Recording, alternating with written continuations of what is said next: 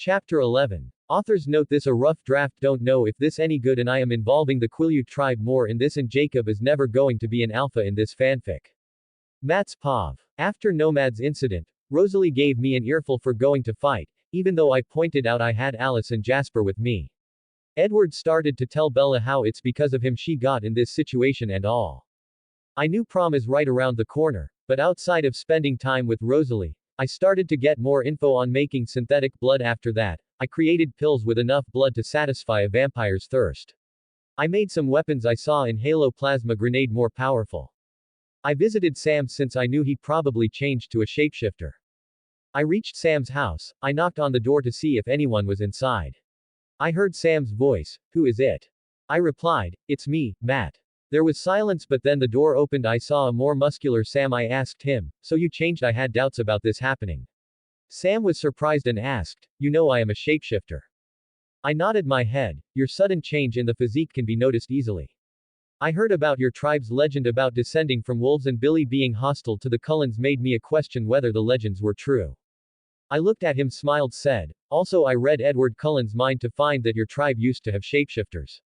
Sam looked at me, asked, "So you can read minds? Have you read mine?" I shook my head. "Never. I use it on enemies mainly or if the situation demands." Sam nodded his head at that. I looked at Sam and told him, "Do you want to speak about it?"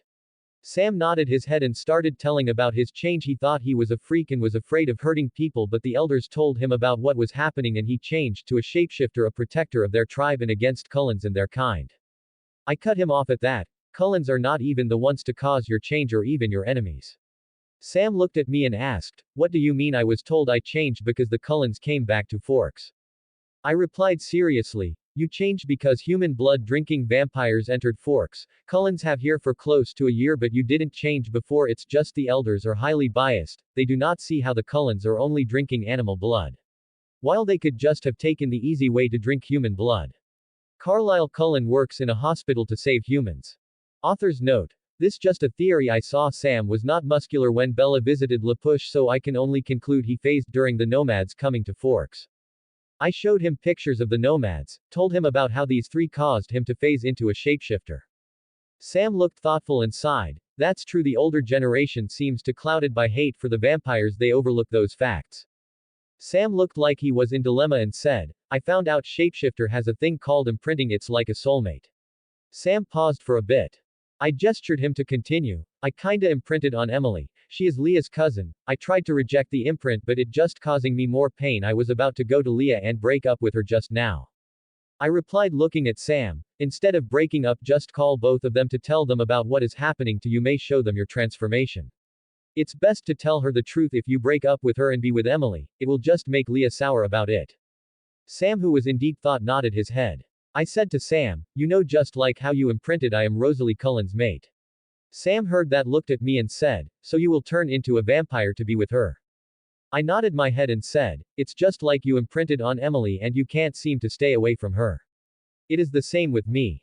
Sam had an understanding smile and said, even if you turn into a vampire you will always be my brother. I smiled at that. I wanted to hear that. Does anyone else is showing the symptoms of being a shapeshifter like you did? Sam thought for a while and said, there are Paul and Jared, I think they are showing it. I replied, make them part of your pack when you get good control of your transformation, teach them all you know. Sam replied, I will try better control of my transformation then create a pack with them. I asked him, you should really change the treaty with Cullens, make rules as they can only change someone if both parties agree.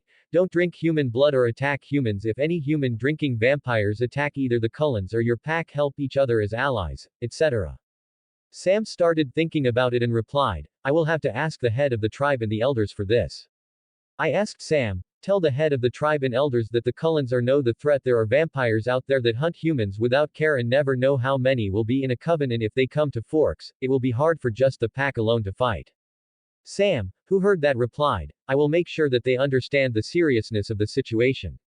I asked Sam, call me when you decide to want a meeting with the Cullens, make it after you train Paul and Jer. Sam replied, I will contact you, but can you help me explain this to both Leah and Emily? I smiled and replied, sure, why not? Sam then called both Emily and Leah to his house. We waited till both of them reached his house. Sam explained to both of them, Leah, do you remember our tribe's legend about being able to transform into wolves, and for 2 weeks I started avoiding you is because of that. Leah was confused until Sam turned into a black wolf. She was slightly scared, surprised, and was in awe. I took over from there. What he is saying is that he became a shapeshifter and they have a thing called imprinting, basically a soulmate. In a sense, it hurts them to reject or be away from their imprint. Leah, who broke out of stupor, heard what I said, seems to understand, and asked, so you are saying is Sam imprinted on someone? I nodded my head and said, he was trying to reject it but it was hurting him too much. He didn't want to hurt you but he didn't how to tell you this. Sam, who was in his wolf form, nodded at that. Leah's voice cracked, so wh. Who did he imprint on? I looked at Emily, who understood. Emily gestured at herself, me, he imprinted on me. Leah was in tears since her boyfriend imprinted on her favorite cousin. I looked at Leah and said, it's not Sam or Emily's fault, it is just how a shapeshifter works. You can't blame Sam for it because you know how he only saw Emily as a sister before being a shapeshifter. Leah, who heard that, can only nod at that since she knew Sam only saw Emily like a sister before phasing, and both do not have any fault in this. Leah spoke out after some time, I understand, I just need more time to get over this. Sam, who was still in his wolf form, went over to the nearby bush, changed to his human form, and changed to his shorts. He came back and apologized to Leah, who was walking away to her home. Emily was about to go after Leah. I stopped. I told her, let her be alone, she needs time to think about this and call her parents about this. Emily quickly dialed Sue Clearwater and told her about Leah and their situation. After that, Emily didn't know what to do. Emily was quiet for a while, then asked, so what does that even mean for Sam and me? I smiled sadly at her and replied, you can reject it but you will feel incomplete without Sam. Even if you choose to be with someone else, Sam will accept it since you are happy. But that is not possible since it will be hard to resist the bond you have with each other. Author's note. I looked it up. It seems they will not able resist the imprinting. There never has been anyone who was capable of doing it, seems. Emily nodded and replied, I just need to think about it. If what you said is true then I will get to know Sam first, but I need some time to process this. Sam was happy with that and smiled and said, I will. While was about to go, I said to Sam to control his anger better since he doesn't want to phase and hurt Emily. Sam, who heard that, looked serious and thanked me for my advice. Sam was walking back with me while he said, thank you. I looked at him and replied, what for? I did what any friend or brother would do. I looked at Sam and said, I am thinking of turning after prom, so you might want to talk to the elders and set a meeting with Cullens soon. I know the treaty involves not turning humans. Sam nodded and replied, I will talk to elders and head soon. I will call you so you can tell the Cullens about it. I was going home. I fixed that situation. Now I want to tell Rosalie about my decision of turning. I decided to video call her and told her I would meet her at the picnic spot. I rode my bike quick, then had to walk a little, reach the location.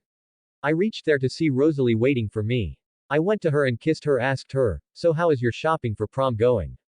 Rosalie smiled at me and asked, what, can't wait to take me to prom?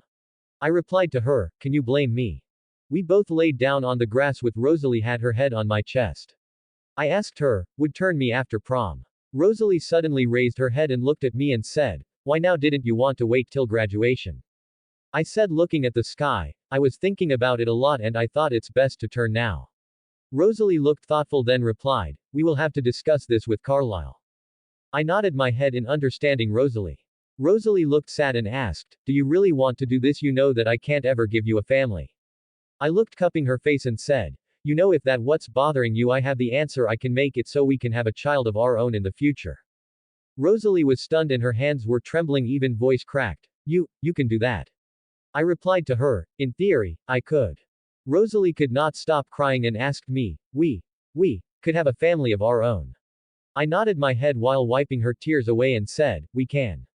Rosalie nodded her head. I told I was going to hide this conversation from everyone until we can make sure my theory is true. She was happy with it and kissed me with full of passion. Our tongues battled for dominance. Let's just say no one. After that we just enjoyed each other's company.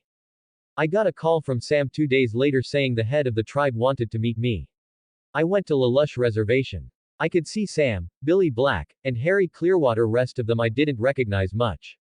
Billy asked me, so Matt, you decided to turn into one of them? I replied to Billy, it's similar to imprinting in a way. It's difficult to go on with life and just forget about my mate. It's not easy.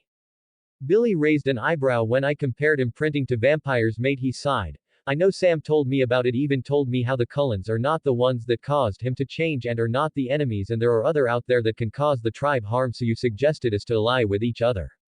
I said to Billy, a vampire almost tried to kill Bella, Carlisle and his family killed him. The Cullens drink animal blood and Carlisle works in a hospital full of humans. Harry Clearwater spoke up. But how can we be sure they will help us when we need them, and how can we trust them? I replied, looking at him. Carlisle is risking everything here. If their government Volturi finds about the shapeshifter, also me and Bella finding of what they are. The Volturi will kill all the Cullens, also both me and Bella with your tribe. I was not telling the full truth. I am sure they will kill all the Quileute tribe. About the Cullens, there is a chance of them killing everyone. If Keys is the one who decides if it is Arrow, he will try not to kill all of the Cullens. Billy looked alarmed and asked me, what do you mean by their government, this Volturi killing all of us and you if they find out about what they are? I replied seriously, the Volturi has one main rule: never reveal the cold ones to the humans. Yes, Carlisle is risking everything here. He could easily told them about the Quileute when he discovered your tribe. But he honored his promise to not reveal you guys to everyone, and their leader is really power hungry and is out for some of Carlisle's family already, so as you can see he is risking everything here. Billy nodded and said, I understand, so the Cullens have been protecting our tribe as well, it seems. They are really honorable, it seems, but this Volturi makes me slightly scared for my tribe. I replied to Billy, for that, I have a solution. I can make sure the Volturi never finds out about the shapeshifters from the Cullens unless you let a human blood-drinking vampire who is not a friend of the Cullens escape seeing the shapeshifters. Sam, who was listening to all this, spoke up for the first time. The pack will make sure none of them leave Forks alive, at least the ones who are not any way related to the Cullens, that is. Billy asked me, the Cullens can only invite the vampire friend into Forks by letting us know first. I nodded at that and said to everyone, you can tell that to Carlisle during the meeting about the rules. Also, you might want to watch out for a red-headed vampire. She is dangerous. I have a feeling she is going to come to Forks. We killed her mate after all. Sam told them he will take care of her with the rest of his pack. Billy, who was in deep thought, I read his mind. He still hated the cold ones, but he was letting go of his hate towards the Cullens since I presented him almost all the facts. The same can be said for the rest of the council, since they found about the Volturi and how much Carlisle is doing to protect them and his family by not telling about them. Author's note. I found it was the best way, since Carlisle is protecting them from the Volturi. They will kill the shapeshifter even if they are not the children of the moon or werewolves, especially Keys. Billy asked me, bring the Cullens to the border. We will set new rules for the treaty, and I am only doing this for you and Bella. I thanked him for that. Billy asked me, do you intend on telling your dad about this, and are you going to turn him as well? I shook my head and replied, no, I will not turn Dad. I am sure he will not want to be an immortal, and I will also not tell him. Billy sadly smiled at that and asked, but you do know people will notice, especially your dad, if you don't start aging, and you will have to see him die. I replied to Billy with a sad smile, I know I can make so the Cullens age and Dad can die knowing both Bella and I am living a happy life. It's the best I can do for him. Billy nodded and said, I will not ask how you will achieve, that's your secret. I just smiled and nodded at him. I looked at Sam and using telepathy I spoke to him, you didn't tell Billy about my abilities. Sam replied with his thoughts, no, it's best to leave your ability out of this. I thanked Sam for it, told him I will leave an emergency mental link, we can contact each other through it. As I was going, Billy asked me, Matt, how do you have so much knowledge about the shapeshifters? I looked at Billy and only smiled. I decided to meet with Carlisle quickly. I went toward the Cullens' house. Esme, who saw me, was surprised. Matt, what can I do for you? Should I call Rosalie? I replied to her, can you call Carlisle quickly? This is an emergency. Esme, who saw I was serious, called Carlisle, who said he was coming home quickly. I waited in the front room. As Carlisle reached home, he greeted me, then asked, so Matt, what is this emergency I hear about? I saw Rosalie come to the room since she heard I was here. I told them about that Quileutes creating a new treaty with them. Carlisle asked me, why a new treaty? I replied, looking at him, when the nomads came here it kinda started creating a new group of shapeshifters. When I read Edward's mind I saw a memory of Quileutes creating a treaty with you guys, and in that treaty, it was told you will not be able to turn any human. I was thinking of turning after prom. So I didn't want you guys to be kicked out of Forks because of changing me. Carlisle nodded understanding, asked me, but are you sure you want to turn now? I answered, yes, I thought it's best to turn now. Carlisle looked curious and asked me, how were you able to achieve this? The Billy Black and his generation hated us even when we were drinking animal blood.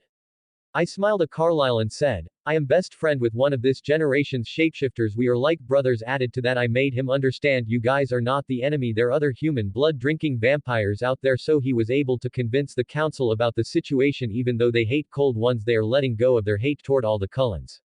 Carlyle was grateful and thanked me for what I did.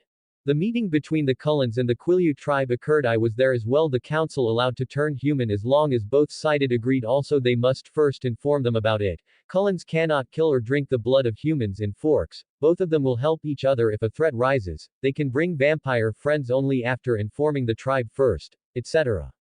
Billy spoke up. Matt is still allowed on Quileute land even after he is turned, since we recognize him as a friend of the tribe. I was really grateful for Billy for that and thanked him for it. Billy just smiled at me for that. Billy also thanked Carlyle for not telling Volturi about the shapeshifter and protecting them. Carlyle was surprised but told Billy that he didn't want the Quileutes to suffer because of the Volturi, and Arrow is power hungry, and Carlyle just didn't agree with how they looked, as if humans are not worthy and how they rule. Now I made sure there is no problem with Quileute and Cullens. I mentally sighed. Only thing I have a lookout for is Jacob, who will be jealous and angry at the Cullens because he believes Edward stole Bella from him. The days went by. I noticed the school had no problem with people skipping classes as long as you have good grades, so I took advantage. I was mostly working on blood pills, some halo weapons, and nanotech. All of them will be completed soon. But I can only create 20 blood pills for now. When finished all the work, I was thinking, I really need to buy a warehouse out in the forest maybe. The day of the prom was about to reach, and thank God my car arrived. I wore my tux. I looked at the mirror to see if everything is good. I also saw Bella getting ready. She wore the same blue dress from the movie. I went downstairs to see Dad was already waiting for us. Dad said, looking both of us, I hope both of you have a great night. I replied to him, thanks, Dad. I knew Dad was going protective mode again when Edward comes. I told Bella, I will going now since I am going to pick up Rosalie. You will probably have to wait for Edward. Bella replied, I am sure he will be here soon. I just nodded and went to my car. I just sped through the road. As I was going through the forest to Cullen's house, I whispered, I am glad I know their location clearly, otherwise at night this place is really not recognizable.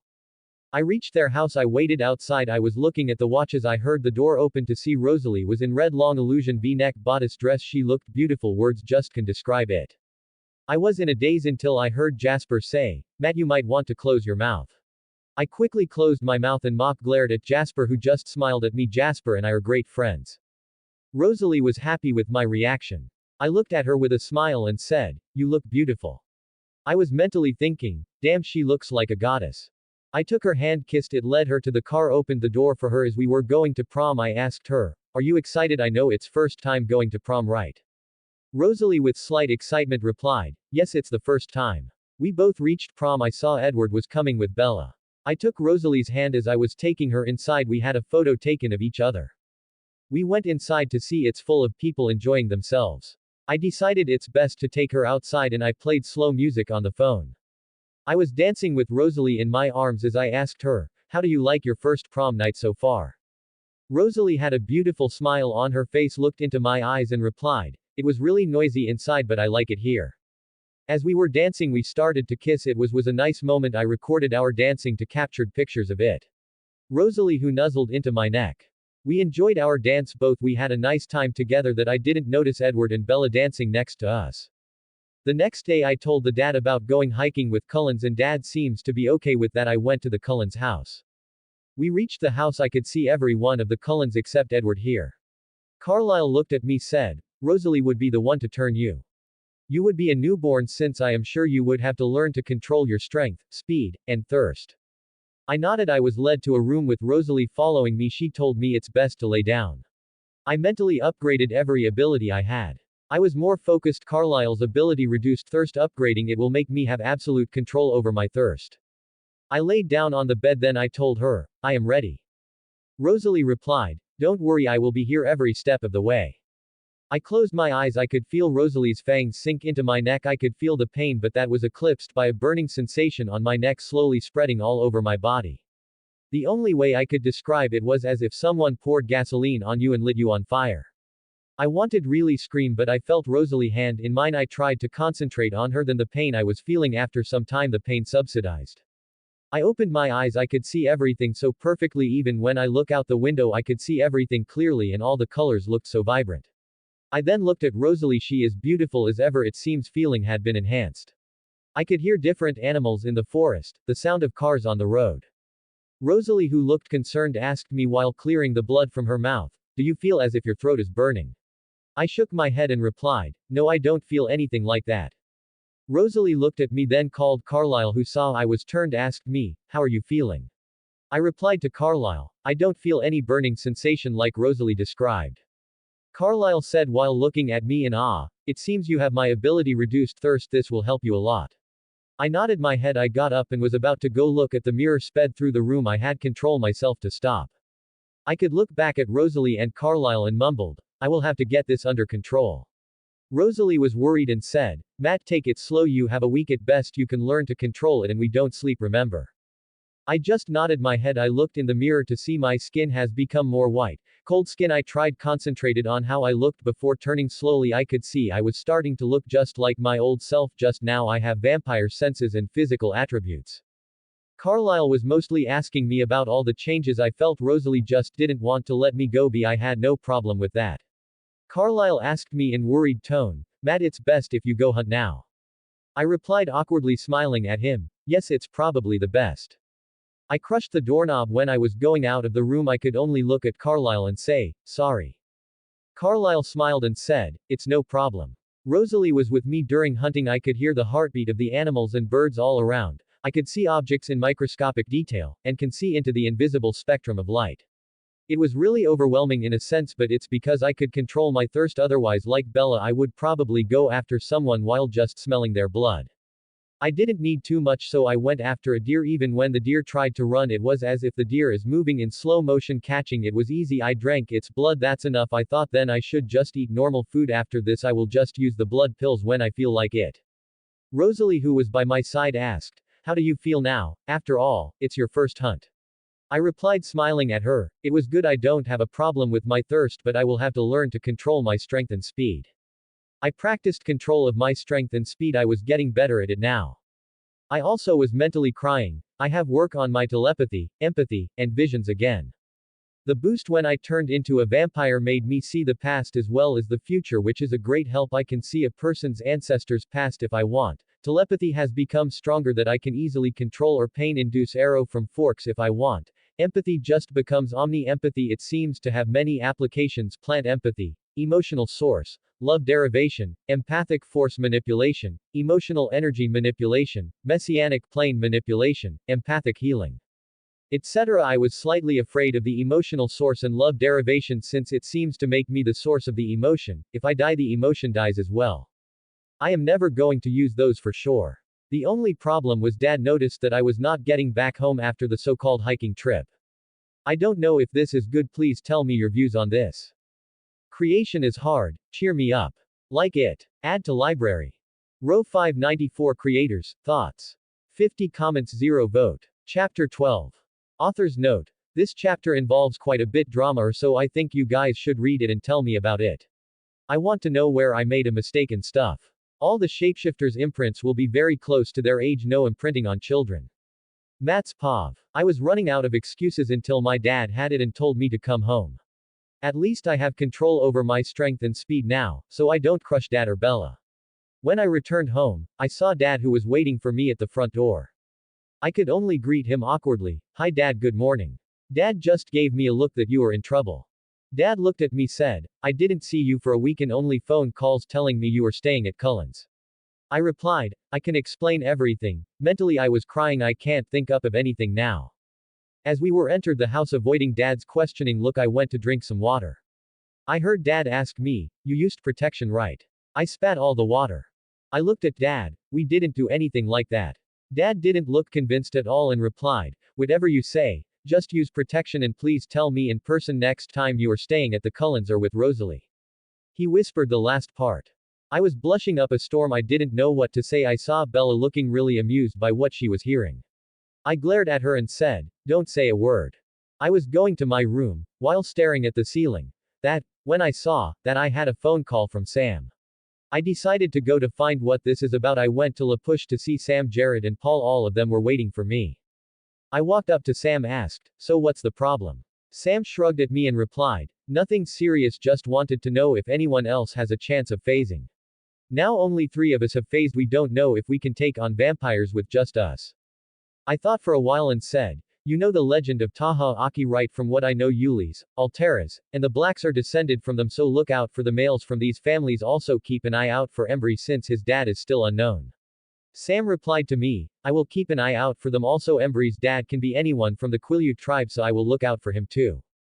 Author's note. This here bugs me. Sam is also a direct descendant of Taha Aki, but Jacob can become alpha whenever he wants is complete bullshit. Sorry about my language. I thought for a while and told Sam, tell Billy to talk to my father how you guys are keeping people out of the forest since hearing about the animal attacks. This will give you a cover story for going into the woods. I also can make sure to get you jobs if you like, since you guys will probably stop going to school to patrol the woods. Sam, who smiled and replied, I appreciate that. I will tell Billy to talk to your father as well as the job offer. We will think about it. Paul and Jared were happy about that. Sam asked me, so you turned into a cold one, right? I nodded and replied, yes, with that Victoria, the red-haired vampire I told you about, she will definitely come for the Cullens or my family, so it's best to be safe than sorry. Also, as told you, I am Rosalie's mate. This was bound to happen sooner. Sam replied, I have no problem with it, and I am sure you will not drink human blood. I replied, I will not. I may even find a replacement for it. Sam once again smiled at what I said and told me, with how smart you are, I am sure you will figure something out. They were mainly talking about how the shapeshifters are progressing, and Sam is keeping an eye out for the future shapeshifters. After that day passed by fast, I was working on my powers again. It has received a huge boost with telepathy. Now I can convince a vampire fully that the false memory I implanted is real, or I can fully erase their memories, which were pretty hard when I am human. Now I can possess anyone in Volturi from Forks. But controlling this will take some time, basically pinpointing a particular person. I could easily cause pain inducement for Arrow from Forks. Speaking of that, I really want to know if vampires are only physically immortal, if they can survive if they are mentally destroyed. I then started focus on building my company. I mostly did more work with Carlisle with building my company FutureTech, as I bought the building and even started recruiting people, but not many since machines built most of the tech. I did create a lightsaber and Harbinger from RWBY for fun. I did give Rosalie a bracelet that turned into a force field. Never know when she will need it. I can't be at 2 places at once. But I made sure Arthur monitored everyone. I didn't want my future designs to fall into other companies' hands. So I also made sure all my tech will destroy itself if someone tried to reverse engineer it. I did create a touchscreen phone similar to the ones I found in 2020, Venmo from the movie Wall, for regular people, which was hit. I was mostly made things cheaper for regular people to buy it. Well, I only created a few arc reactors, but most who bought it thought they could reverse engineer it, since almost 8 out of 10 self-destructed.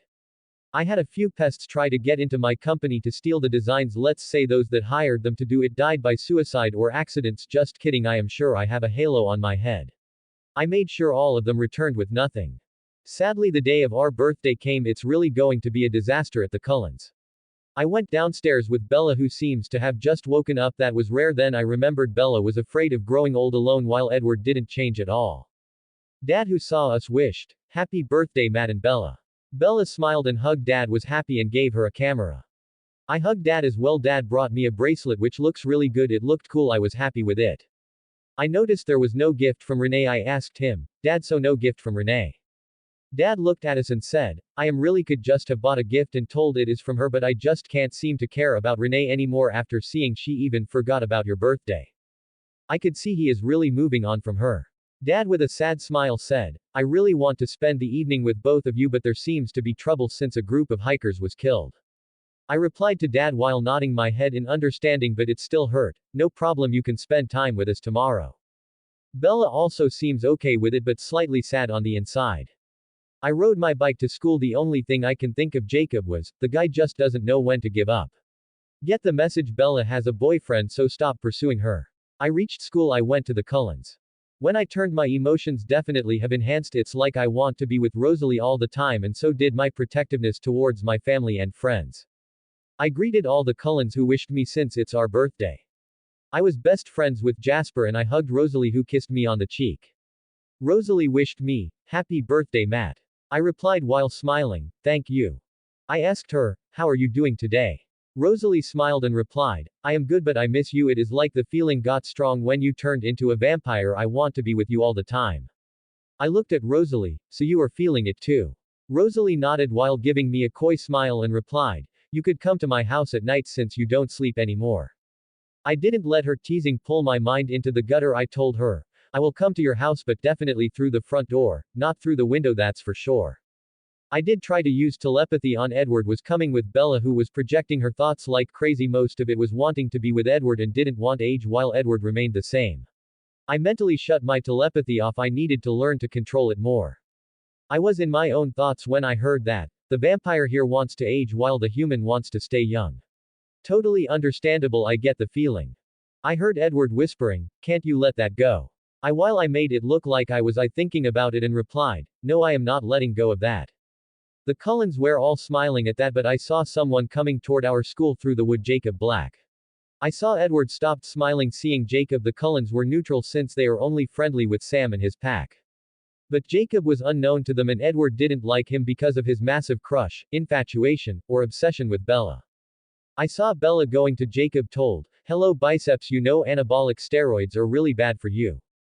Jacob who chuckled and replied to her, I am just filling out Bella.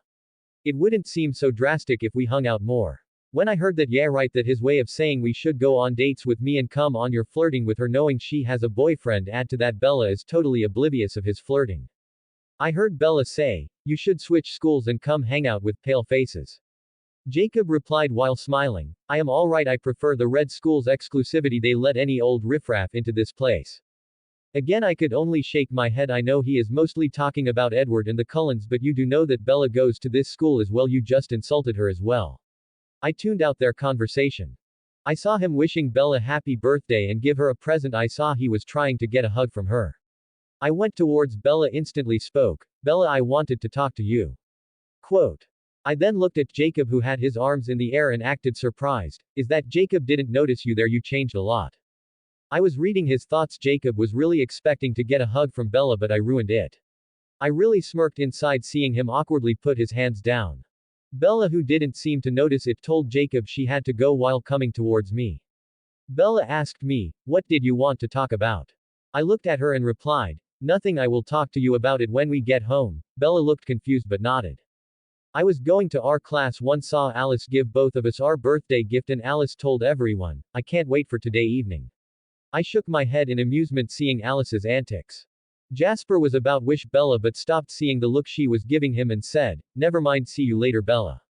The classes went by as usual, nothing new here. As we were going home, as Rosalie wanted to spend more time with me, asked me, you can move in with me you know right?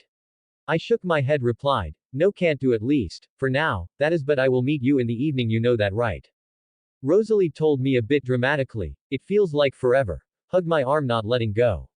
I replied looking at her, I will come to your house in just an hour, just bear with, I am also feeling the same. Rosalie reluctantly let go of me.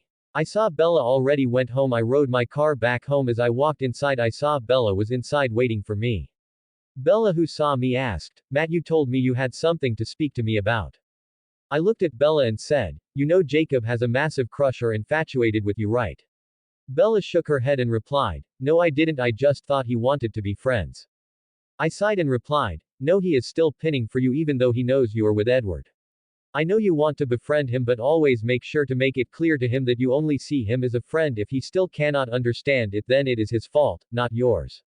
Bella nodded her head and said, I want to be friends with him, but I will make sure he knows we are just friends.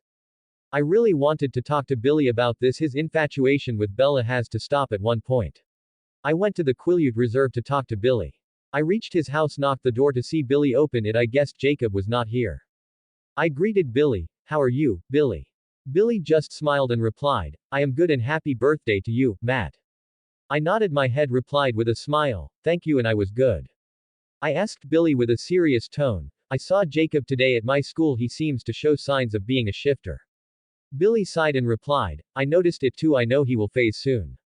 I asked Billy with a slight amusement, Billy, do you know about Jacob's crush on Bella? Billy looked at me and replied with a slight irritation, yes, he won't shut his mouth about her. But I don't think she is his imprint after all. Bella is Edward Cullen's mate, right? I nodded my head and said, at least you understand Jacob seems to think Bella will forget about Edward soon and he will have a chance normally. I would not have a problem here, even if by luck Bella moves on and gives Jacob a chance. You know about shapeshifters imprint, right? If Jacob imprints on someone else while being with Bella, it will be like what happened to Leah. Billy could only grimace at that and reply, true, since he is a shapeshifter he will imprint in the future. I don't know when, but if by chance Bella and he become a couple, it will be a disaster. I told Billy seriously, just make sure that he knows about the imprinting and Bella being Edward's mate, but I get the feeling he will ignore that.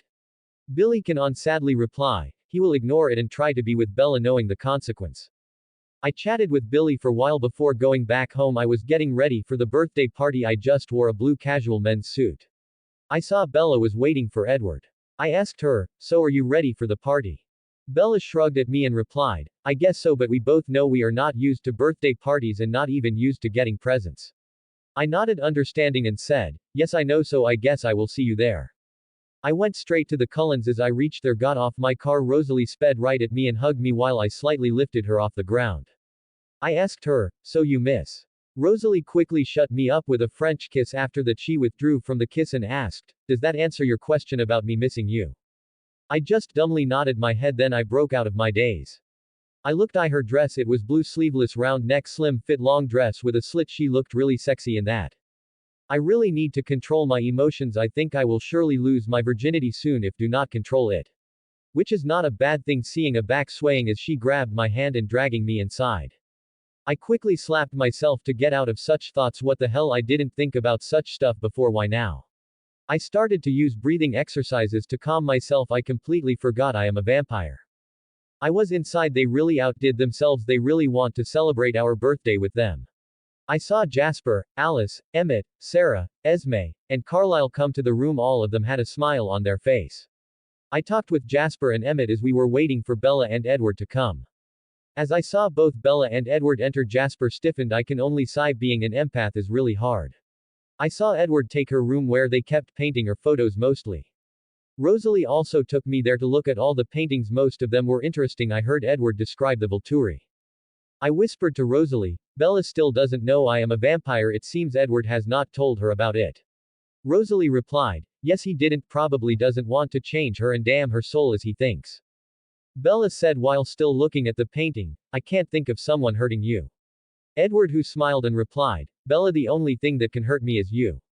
Edward changed the subject, Victoria, she will come for me or Jasper one day.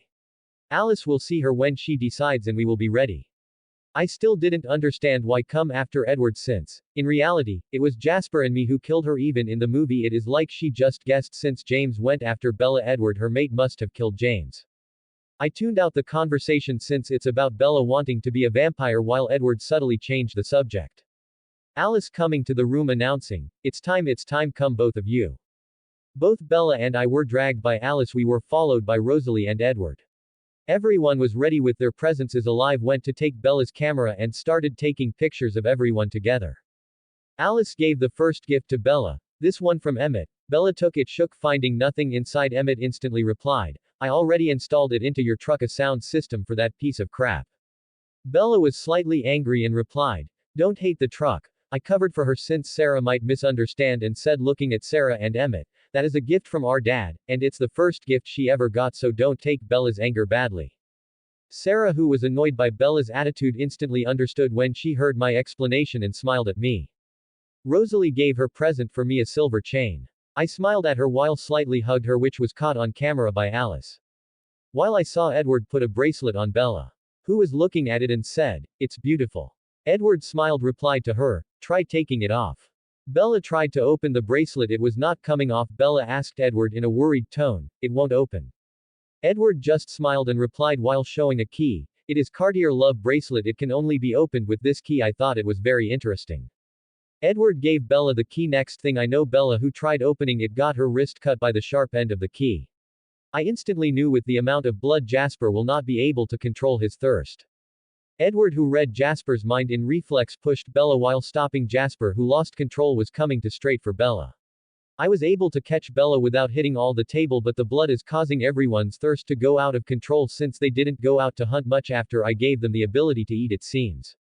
I instantly used telepathy to stop Jasper while empathy to calm him down.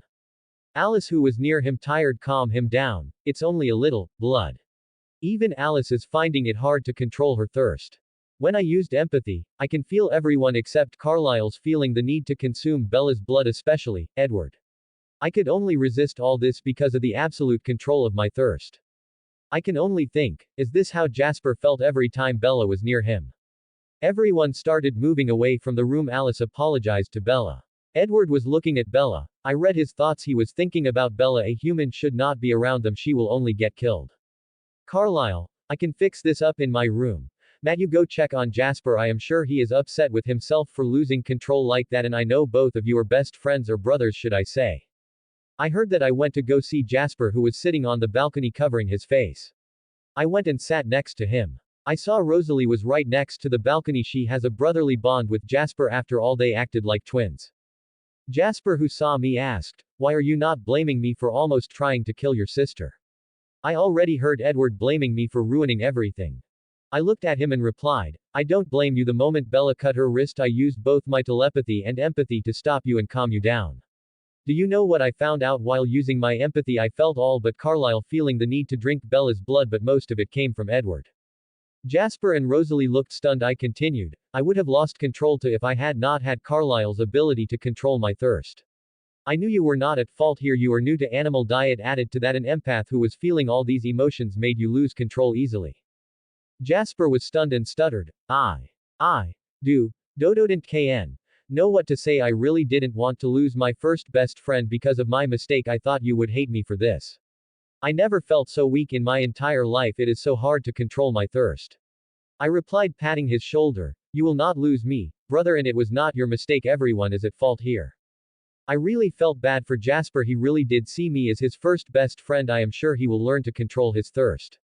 Rosalie, who was seeing this, smiled at me while slightly have tears in eyes, whispered, "Thank you. I know Jasper always hated the fact he couldn't control his thirst like the rest of us."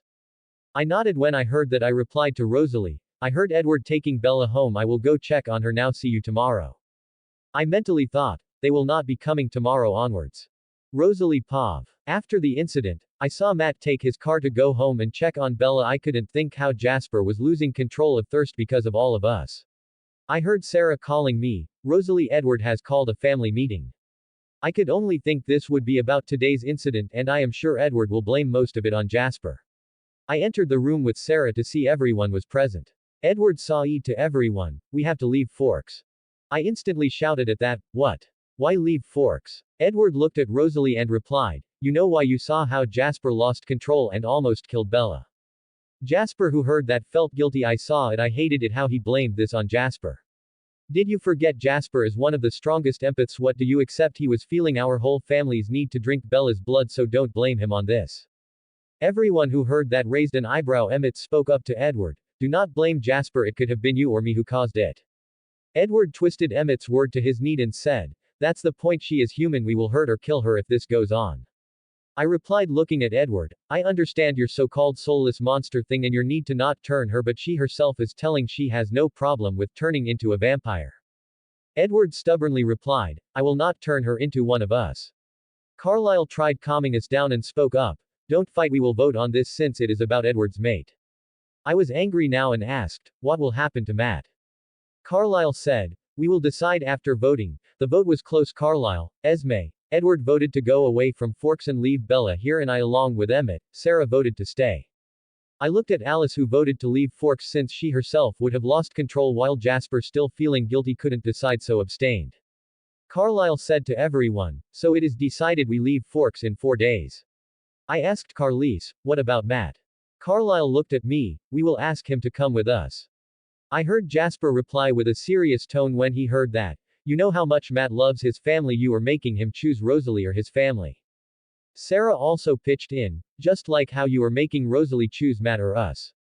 Alice said her part, "I only voted for moving from Forks because I didn't want Jasper to feel guilty of taking Bella's life by accident, but I do not agree with this making Matt choose his family or us. It is wrong." Carlisle looked slightly ashamed and said, "It's the only way." I heard what Carlisle said. I stormed out of there and went to my room and slammed the door shut. I was angry at mainly Carlisle, Esme, and Edward the First could understand where Alice was coming from. She was only thinking about Jasper when voted but didn't expect Carlisle make Matt choose between me or his family. Author's note. I don't hate Carlisle or Esme. You will see the reason as you read more. You will see why they went with Edward's suggestion. I quickly jumped out of the window and ran to our favorite spot. I called Matt to tell about this.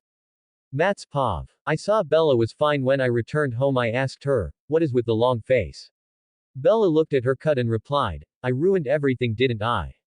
I shook my head and told Bella, no you didn't, that was just an accident and Jasper was not even at fault at what happened. Bella, who seems to ignore it, I could guilt from her through empathy. I told her to go to bed and that we will talk about this tomorrow. I heard my phone ring. It was Rosalie. I answered it. Matt, come meet me at our favorite spot now. I heard that. I knew they had made their decision. I used the nanotech to camouflage myself, then jumped through the window and sped through the forest towards to meet Rosalie. When I reached there I could feel anger from her. I used empathy to calm her down. I asked her, so then with the amount anger and disappointment I am feeling from you, I can guess Edward and all the Cullens made some stupid decision. Rosalie looked at me sadly. It replied, they want to leave Forks. We voted Carlisle, Esme, Edward and Alice voted on going away from Forks while I along with Sarah and Emmett voted to stay. I was surprised and asked Rosalie, Alice voted to go away from Forks and what about Jasper? Rosalie shook her head, replied, Alice just wanted to make sure Jasper didn't have to feel the guilt of killing Bella if this happened again, and Jasper is still feeling guilty and abstained from voting. I understood and asked, so you are going, huh? I kinda know this was going to happen since I broke out of it when heard, no. I looked at her surprised and asked, what, you are not going but the others are leaving? Rosalie looked at me, said, I will not be going, I am staying. Carlisle was going to make you choose between being with us or your family. When I heard that I was stunned. I knew Carlisle and Esme favored Edward a lot compared to the rest of their children. That is why they followed Edward's stupid decision to leave Forks. But I didn't check the visions after this accident, so I didn't know about this. I told Rosalie, you know I respected both Carlisle and Esme a lot, but the respect went down by a lot. Quote. Not really, maybe a little, but they do need to stop favoring him. I thought by looking at the sky. I know Victoria was originally going come for Edward or Jasper since she views them as her mate's killer, but if they move out of Forks they become out of reach of Victoria and Bella becomes easy prey for her. Killing Bella means she killed Edward's mate for a mate, I guess. An eye for an eye is what they say, right? I told her, so you are staying here, right? Rosalie looked at me, yes, I am not leaving. What Carlisle was going to ask you was not something I respect. I am thinking of buying a house in the woods. It's not as big as our house, but it will easy for two-person to live in it. I asked her, when did they leave? Rosalie replied, in 4 days. I told her, I will be there when they are going to leave. I want to have a few words with Carlisle, Esme, and Edward.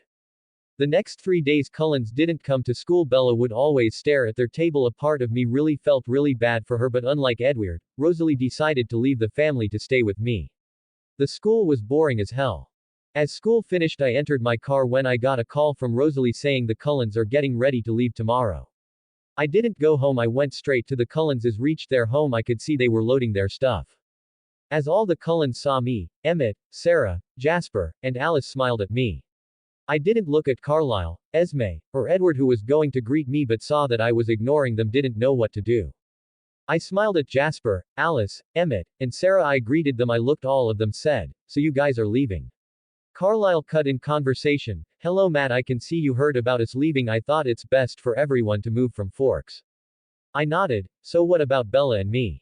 I mentally thought it's for Edward, not really for your other children. Carlisle and Esme are good people but both of them favored Edward greatly. Carlisle favored Edward because he was the first person he turned and he started to see Edward was the same as him when he was young. Esme favored Edward because she was her first adopted child. Carlisle didn't look at me and said, Matt, but you can come with us if you want, but Bella cannot come with us. I was definitely angry. Carlisle was asking me to choose between my family or Rosalie, and what did they expect to just come with them and forget Dad and Bella? I heard Jasper whisper, that is not something you should have said to Matt. Carlisle. I said to Carlisle, I will not be coming with you guys. Carlisle still didn't look at me and nodded and said, I am sure Rosalie will come to visit you or you can come to visit her, and was back to start packing. I replied to Carlisle, who said Rosalie is going with you. Carlisle, Esme, and Edward stopped when they heard that. Others didn't seem surprised or they expected this. Carlisle looked at me and asked, what do you mean by that? Rosalie spoke up coming out from the house. Just like he said, I am not going with you guys, I am not leaving Matt. Carlisle looked stunned while Esme looked heartbroken. Jasper and the others knew this was going to happen. I looked at Edward and told him, I kinda hate you now, and even if you come back and Bella still accepts, I will break your hands, got it? Edward was scared, but his thoughts were mainly he is doing what is best for Bella and he will not come back. Edward sped off to see Bella and break up with her. I told Arthur to watch Bella since I know she gets lost following Edward. Author's note. I didn't like how Carlisle was the leader of the coven just followed Edward's suggestion of leaving Forks. He favors him too much and Esme clearly says Edward is her favorite. You can't say I hate them, they will repair their relationship with Matt when they return to Forks. I was looking at Carlisle and thought, Carlisle, you followed Edward's suggestion without thinking instead of being the leader you are. This will bring problems to your coven. Quote. I really didn't want to do this, but Carlisle and Esme following his decision without fully thinking about it because they favored Edward. They did not think of what would happen to Bella. This kinda irked me because she is my sister now after all. I quickly alerted by Arthur that Bella has gotten lost in the woods. I sped off to get her. I saw her running here and there. I made her go to sleep and carried her, but I saw a black wolf coming toward me. I knew it was Sam. He went towards the bush, came back in his human form and asked me, what happened to Bella? I shook my head. Her mate Edward thinks he is protecting her by leaving Forks, but the idiot doesn't understand what it will do to Bella or what kind of the danger he is placing her in. He doesn't even understand he is going to lonely forever if something happens to Bella. Sam looked thoughtful then replied, let me guess, the vampire Victoria will be coming after you, Bella, and Charlie after the Cullens are gone, right? I looked at him and said, even you figured it out. Can you take Bella to my dad? Tell him she got lost in the woods and you found her. Sam nodded. Taking Bella from me, I am sure he will bring Bella to dad. Now I have to kick Edward's ass. I sped towards their house and saw Edward was putting stuff in the car. I quickly grabbed him by the neck then slammed him into the ground. Every one of the Cullens went into a defensive stance when saw this. I said to Edward, glaring at him, you left Bella in the middle of the forest and you didn't even look back to see if she was safe, and because of you she got lost. Only because of me that she didn't spend the night in the forest. Jasper, Alice, Emmett, and Sarah, who heard that, was shocked. Edward did something so stupid. Then they realized this Edward after all. Carlisle and Esme were coming to stop me, but I got Edward up then kicked him in the stomach, sending him straight towards them. I looked at them and said, get him out of my sight. I don't care how much you favor him over your other children, just take him away. I read their thoughts. Carlisle could understand why I was angry knowing my protective behavior, and Esme has part of her was angry at me for hurting Edward. Another part of her understood why I did it. Rosalie and others looked at Edward like he deserved it. I said goodbye to Jasper, Alice, Emmett, and Sarah. I was neutral with Carlisle, Esme, and Edward. Carlisle and Esme were slightly hurt by my attitude, but they knew they were at fault here. I told them I am turning their skin back to cold and sparkling, since vampires who know them will notice their change. I turned to Jasper and gave him a small bottle containing 40 pills and told him, eat one of these pills when you feel the need to drink blood. It is synthetic blood. I was trying to create something like this for a while since I found out your problem, Jasper. I sped up the production and I will send you more after this is finished. Jasper was very grateful for the gift and thanked me for it. I saw the Cullens going. I could only sigh, but I felt Rosalie grab my hand. I looked at her and smiled, asked her, you do know that you could have gone with them? Rosalie shook her head and said, I decided to stay with you the moment Carlisle thought of putting you in the situation of choosing me or your family. I know Jasper, Alice, Emmett and Sarah are going to move in with the Denali's instead of the Cullen house in Alaska. They were upset with Carlisle, Esme, and Edward. My appearance here added to that. I was good friends with Cullens made them angry at this decision. Bella didn't have such a relationship with others, so they didn't voice out their opinion in the movie or book, it seems. I replied to her, you know, Carlisle and Esme only went with Edward's suggestion because they favor him. Rosalie replied with a sad smile, yes, we all knew that's why they are moving with the Denali's instead of the Cullen house with Carlisle, Esme, and Edward. I saw the visions of Ruth's futures. Jasper and others will move in with the Denali's instead of the Cullens house, which will cause Carlisle to doubt about following Edward's suggestion because it caused a rift between him and his other children, and Esme will miss her children not seeing them much. After all, they were staying with the Denali's. She will treat all of them equally in the future, and Edward will go on his own brood around mentally thinking of Bella but stubbornly refusing to come back. I will need your views on this. I will need to edit out the parts which are not necessary. Creation is hard. Cheer me up. Like it. Add to library. Row 594 creators, thoughts. 86 comments, 0 vote. Chapter 13. Author's note. I post this chapter now. I won't be posting till Sunday, so sorry since I am not feeling well, so if any mistakes are there in this chapter, do point it out. I also had readers ask me about Jacob is better for Bella. Well, he is a shapeshifter. Even if he somehow becomes Bella's boyfriend, there are chances of him imprinting on another person also. Even though Edward left Bella, he mainly thought about her safety and future. Even it is an idiotic move, he still was thinking about her. Matt's Pav. After Edward moved away with most of his family, Bella went into depression for a month. I, along with Dad and Rosalie, were able to bring her out of it quickly. I saw Bella sitting table just poking her food. I asked her, "What are you up to today? I know you are not going to school." Bella replied while not looking at me, "I don't know what to do when I go to school. I remember Edward."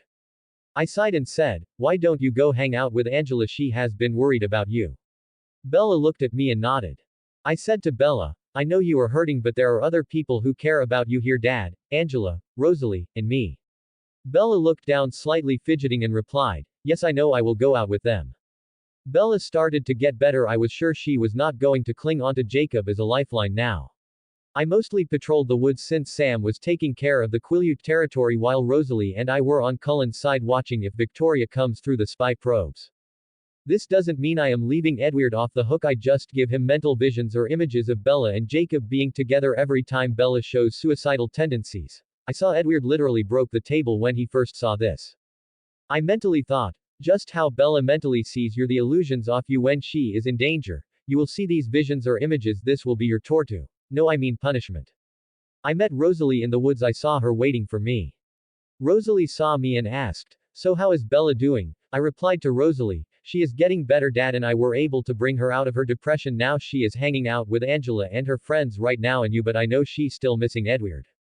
Rosalie shook her head and said, "I don't know what he was thinking now, and I am really glad she is getting better." I asked her, "What is happening in Alaska anyway?" Rosalie sadly smiled and replied, "Jasper, Alice, Emmett, and Sarah are living with Denali's while Carlisle and Esme are living at our house in Alaska and Edward seems to go off on his own. From what I heard, everyone misses both of us."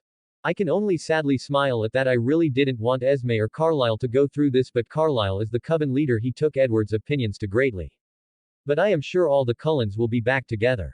We both patrolled the woods, not finding Victoria anywhere with my spy probes as well. I tried to pinpoint her location. Thought telepathy is training. I knew she was not coming to Forks, at least for now. I went to Rosalie's house in the woods. It's not too big, it's cozy. Rosalie asked me, "Do you think Edward will come back to his senses and return for Bella?" I replied while stroking her hair, "Yes, he will. Let's hope it will be soon." Rosalie whispered to me, "I just miss all of them." I replied back, "I know, I am sure they will be back." I was thinking about all of the future events happening while I slowly went back to my house. I reached the house and opened the door to see Bella, who saw me and asked, "Where were you?" I replied, "I went to check my car." Bella just nodded again. She is projecting her thoughts. She found out when she is in danger she sees a vision of Edward. I also had Arthur check if she withdrew money from her college fund. I asked her, "So you are thinking of getting the dirt bikes you brought to Jacob to fix it?" Bella looked at me accusingly and said, "Did you read my mind?"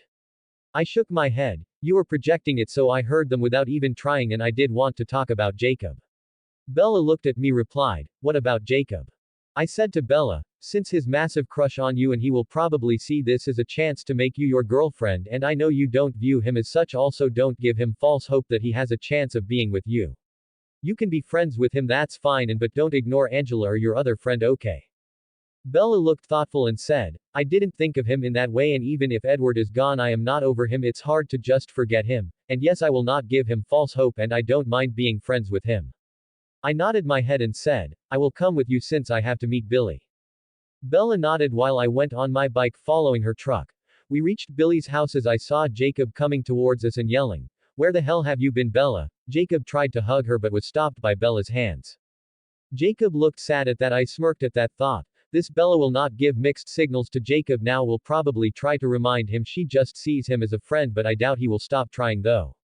Bella replied smiling, "I don't know." She showed the two totally trashed dirt bikes and continued, "I brought you something crazy." Jacob looked at the bikes and joked, "Wow, scrap metal, you shouldn't have." Bella replied still smiling, "I saved it from the junkyard. They will probably cost more to fix than they are worth unless I had a mechanic type friend to help me." Jacob looking at the bike said, me being the mechanic type friend, right? Jacob definitely didn't want to be just a friend, his thoughts are screaming that. Jacob looked at Bella and asked, since when are you into motorcycles? Bella instantly replied, since now. When I heard that, yes, now when you started showing suicidal tendencies to just see Edward's illusion or vision. Jacob replied smiling, cool, but the parts are definitely going to be pricey. I knew Jacob will not see me when focused on Bella, so I went to see Billy. Billy, who saw me at the front door, asked, what brings you here, Matt? I replied smiling at Billy, nothing, just Victoria is coming, again, and again. She doesn't seem to enter Cullen's territory since Sam's pack manages to somehow chase her away. We don't have to worry about her going to Volturi since she is mostly focused on killing Bella, Dad, or me. Billy nodded, sighed in relief and said, that's relief. Every time Sam's pack fails to get her, we thought she will probably go to them. Now hearing that at least calms me down. I asked Billy seriously, so anyone else showing signs of phasing? Billy replied while thinking, I remember Quill, Altera and Embry are showing signs of phasing. I said to Billy, make sure they meet Sam when it happens. Billy nodded and said, we will make sure to tell them what's happening and make them a part of Sam's pack. I chuckled and said to Billy, I see Jacob didn't listen to you about Bella, did he? Billy smiled and replied, no, he stubbornly believes he has a chance to make her his girlfriend, and it worries me especially since he is a shapeshifter, and what happened with Sam and Leah can happen here if he does not listen. I gave Billy a vial of my blood mixed with water. Billy was confused when he got the vial. I told him, this will help heal your legs, you will be able to walk again. Billy was stunned but replied, I don't know if I can believe this since doctors said my legs were not healable. Billy drank it. It took some time. He was able to move his legs again. I looked at Billy, who was in awe, and said, I think you should just tell people that you're going through some new treatment and just act like you are making slow progress until you fully walk again. Billy broke out from his stupor and replied, I don't think I can repay you for this, Matt. I just shook my head and said, no, you don't have to do anything. Billy asked a bit reluctantly, can I get some more of this for some people in the tribe? I shook my head and replied, it takes quite some time to make this, so sorry about that, but I will try to make more. Billy nodded his head in understanding. Then I said goodbye to Billy after a small chat and went see what Bella and Jacob were up to. I opened the door to see Jacob was working on the bike. I read Jacob's mind to see what's going on. I really wanted to laugh. The poor guy tried to flirt, but Bella just ignores it or changes the subject. Jacob is still adamant he can make Bella his girlfriend. I can sigh at that. I know the movie or book Bella clung to Jacob as a lifeline when Edward was not here, and Bella didn't want to let go of the friendship with Jacob, also the love she had for Edward. At least this Bella only sees Jacob as a little brother. This changed mostly because of mine and Dad's interference. I spoke up for Bella to hear, Bella, we need to go. You remember you have to go to Angela's place.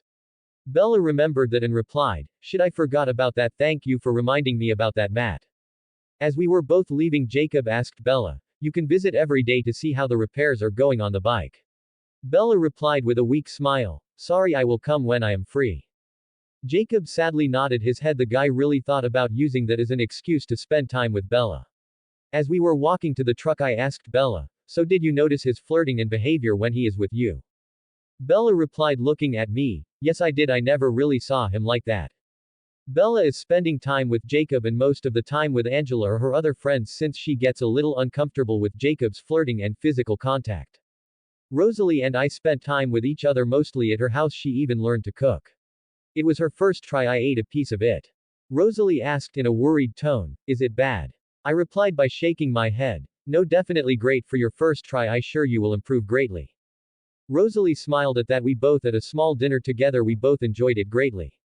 Rosalie asked me, so Bella is getting better, right? I replied to her, yes, she is returning to herself, but I can easily see she still misses him and won't let go of Edward. Rosalie sighed and said, we cannot do anything, we can only wait for Edward to come back, and I am sure we can protect your family from Victoria till then. I replied to Rosalie, I am going lay down for a while, too much stuff to think about. As I went to the bedroom, I heard the door close behind me. I turned to Rosalie. I looked at her and asked, what happened? Rosalie replied while removing her clothes, you said you had too much on your mind, right? Let's take care of that. I shuddered and asked Rosalie, do you really want to do this now? Rosalie nodded and replied, I wanted to do this on your birthday and things happened. Now let's help you loosen up a little bit. She sped towards me kissing. I slowly caught her as we fished the kiss. She started tearing my clothes off, and now you guys can use your imagination for the rest. After our little round, we had a broken bed. There were cracks on the walls. I slowly went to the kitchen and got some coffee. Rosalie came out of the room wearing only my shirt. Yup. I lost my virginity like this. We didn't want to go to school after that also as I was watching TV on the couch with Rosalie hugging me.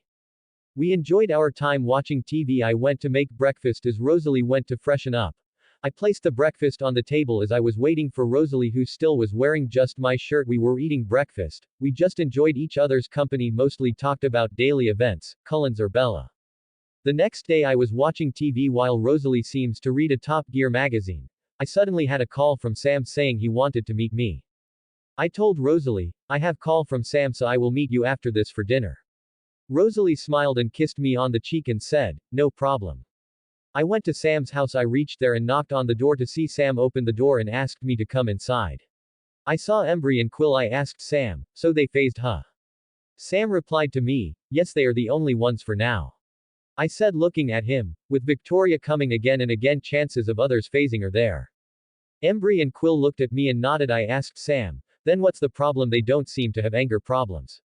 Sam replied, looking at me, they have no problem, but there was another person who phased. This was an unexpected case. Since you know about shapeshifters much, I thought I would call you. I knew it was probably Leah but still asked, who is it? Sam replied, looking at me, it's Leah. I said, looking serious, so the first female shapeshifter, how is she? Sam replied, not good, she is scared, didn't want to tell her father about it, so I didn't tell Harry about it. I looked at him thinking and said, call Leah here. Is Emily here as well? Sam nodded and called Emily, who went to bring Leah, who saw me and asked, what do I do to stop this? I didn't know I could phase. I replied, looking at Leah, you must completely stop phasing by controlling your anger. This will help you to go to your ordinary life, but don't tell anyone about it but the pack. But if you want to be a member of the pack and help them, it is your call. Leah thought for a while, then looked at everyone and said with determination, I can't help you guys every time, but I will be a member of the pack, and as a member of the Quileute tribe I have to do my part, but don't tell my family about this. I saw everyone nod at that as Sam spoke. Everyone has no problem with that. You can come on patrol when you are free and we will keep it a secret from your parents. I expected this from Leah. Sam and I were walking out when I asked Sam, looks like you and Emily made up and Leah also doesn't seem to have any problem with you. Sam was smiling as he replied to me, it took some time for both of them to reconcile, but they made up. Emily and I became a couple once she got to know me better. I replied to Sam, I am happy for you, and it was a good call to not tell Leah's family about her being a shapeshifter. We both talked for some time. I got a call from Bella telling me she got into a slight accident. I immediately went to her location to see she had slight bleeding on her head. I asked Bella, you went off the road in your bike, didn't you? Bella looked down and asked curiously, how did you know that? I replied, looking at her, it was just a guess. I took her home. It seems from Jacob's memories he did try to be a heroic, trying to take his shirt off to stop the bleeding, but Bella had already torn her sleeve to stop the bleeding. When I saw that memory I almost laughed. I did give Edward another vision of Bella and Jacob kissing, which is never going to happen, which caused him to destroy the TV and started cursing Jacob loudly. I told her I won't tell Dad about this and took her home. The wound wasn't anything great, so there was no problem and Dad didn't notice it. Bella came back from school the next day, told me how Mike had invited her to a film and Jacob somehow invited himself, and she asked me to come too. I was waiting for Bella to get the tickets, tuning out Mike questioning of why Jacob was there. I heard Jacob asking me, so why are you here, Matt? I replied while looking at my phone, I just came because Bella asked me to. Then I totally ignored both of them. Bella got us the tickets. We were watching the movie I was seeing. Both Mike and Jacob were keeping their hand out, thinking of Bella will hold their hand. Bella, who saw this, was looking at me for help while I was trying hard to control my laughter. I then saw Mike get out saying, I think I am gonna stop. Every one of us went out to see what happened to him. Jacob, seeing Mike go to the bathroom to throw up, said to Bella, what a marshmallow. Bella slightly laughed at that. Jacob continued saying, you should hold out for someone with a stronger stomach, someone who laughs at the gore that makes the lesser man vomit. I mentally thought, you are just saying I am that man. Bella replied jokingly, I will keep an eye out for that. I feel bad he has that food going around. While Jacob tried to hold her hand, I instantly drew Bella's attention towards me by telling her, We should head back since we pretty much stopped watching the movie. Jacob couldn't hold Bella's hand because she suddenly turned to look at me. Bella replied, "We will go once Mike comes out." Jacob looked at me and glared, then turned to Bella and asked, "Bella, do you like me?" Bella replied smiling, "Yes, I think you are a great friend." I mentally yelled, "Friend zoned."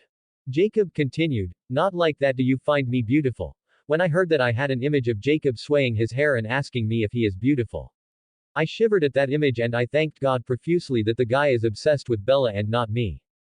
Bella said to Jacob, "Don't do this, Jacob. I don't want to lose our friendship because of this and I don't see you like that." Jacob replied, "Well, I got loads of time. I am not gonna give up." I was like, "That's the problem, dude. Girls find guys who can't take the hint. Annoying Bella may tolerate you at least for now."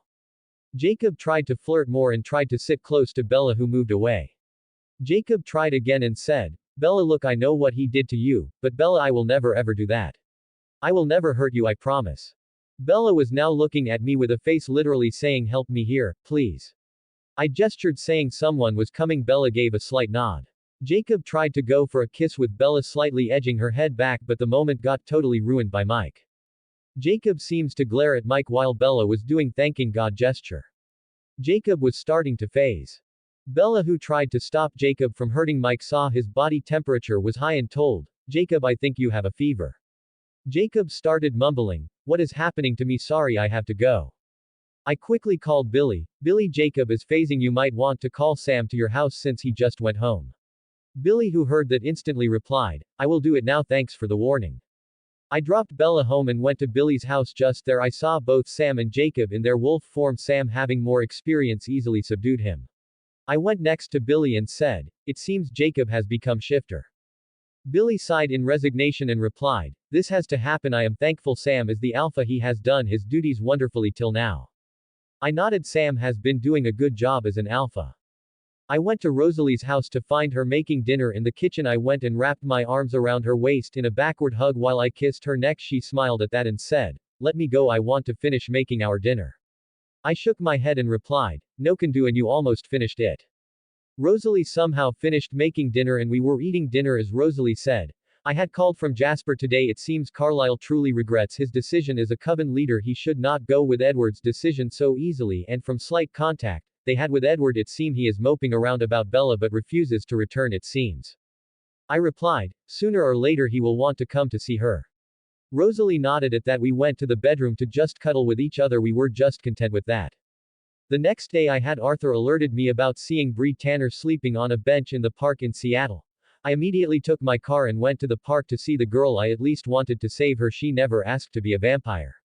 I read about her life. Bree believed that her mother had left her abusive father when she was 4, but the truth was far from it. Bree's father murdered her mother. He buried the body in the desert, then packed up and moved to Idaho with Bree. Because of the abuse, Bree felt isolated from her peers. She was a quiet, withdrawn girl. No one ever noticed the signs of her abusive home life, despite some physical evidence. Finally, at some point, Bree could no longer stand his abuse and ran away from home a few weeks before her 16th birthday.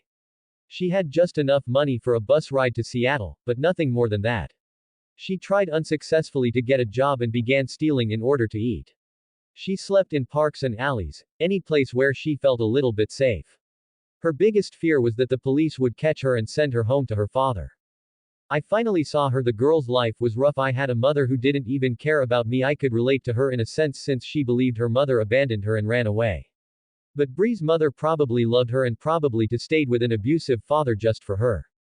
I went near her, patting her to wake her up. She woke up and was ready to run, but I yelled, "Hey kid, don't run. I am here to help you." Bree stopped and looked at me for a while, then said, "How do I know I can trust?" I read her mind. This kid has good instincts. She could tell if a person is going to harm her or not. It seems that's what kept her alive in the streets. I replied to her, "I know who you are, a kid. You're Bree Tanner, right? And don't worry, I am not taking you to the police or your father, I swear." Bree once again started looking at me to see any kind of deception. Not finding anything, asked me, "How do you know me and why are you not taking me to the police or my father?" I replied, looking at her, "You probably didn't know this, Bree, but your father is arrested for the murder of your mother. You do not have to be afraid of him anymore." Bree was stunned hearing that, and it took time to process what she just heard and started to cry. Her voice was cracking as she said, "I always thought my mother abandoned me and ran away because of my father's abuse. Since I can watch a person's past, I watched Bree's past, seeing what happened to her mother. I slightly gritted my teeth seeing that. I replied softly, no she didn't kid, she probably loved you to still live with your father. She could have run away anytime if she wanted but stayed with your father for you. She did not abandon you Bree, she was killed by your father. Bree, who was hearing what I said, couldn't stop crying. I went next to her and patted her on the back. What I said was the truth. I saw the love her mother had for her, the beating she suffered for Bree's sake. I told her with a soft smile, if you want I can contact my father who will make sure you are taken to a nice orphanage. If you want he will help you, I am sure of it. Bree just nodded her head. I called Dad and told about Bree. He told me to stay where I was. We waited for some time and then Dad came. He made sure Bree made to the right people and even made sure she went to a nice orphanage. I knew her future. It was good. She will be adopted by a couple who were unable to have children. They loved Bree as their own daughter. She will live a very good life. It seems fate is with Bree. She meets her mate Diego again, but the only difference, both will not be turning into a vampire. I saw Dad coming to me and sitting next to me and said, you know you did a very good thing there for that girl. I replied, I saw her in the news somewhere. I knew her story, just wanted to help. Dad looked at me with pride and said, you could just have ignored her and went your way, but you helped her. I am proud of you, son. I don't know, it felt good to know that I made my dad proud. I went home to see Bella was sitting there in deep thought. I asked, what happened? Why do you look so concerned? My voice broke her out a bit. Bella just shook her head and replied, nothing. Even though Jacob made me uncomfortable during our movie trip, I called him to know if he was okay. I said while smiling at her, I am sure he is fine. Bella didn't think much about it and went to meet Angela and Leah. Once again Bella called Jacob to find out how he is, since the guy called almost every day, so this made her worry a little for him it seems.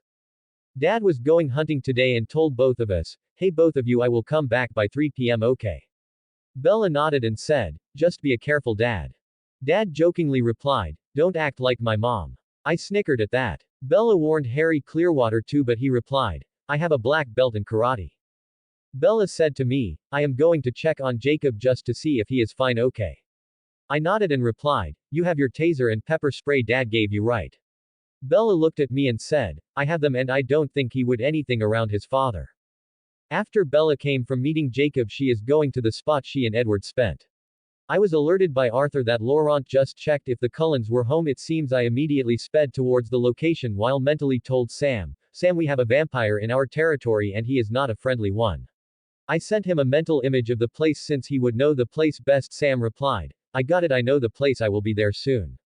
I found another one. This one looked like Victoria but slightly older and had the same hair color. I knew who this was, but she's supposed to be dead. Did me being here change that? She is probably here to kill Bella. They made Laurent the decoy. I mentally asked Rosalie to come since I needed someone to look after Bella while I fight her. Since I saw another male vampire has also entered the territory, but he seems to go after Dad it seems, but is just making sure Bella or I get killed.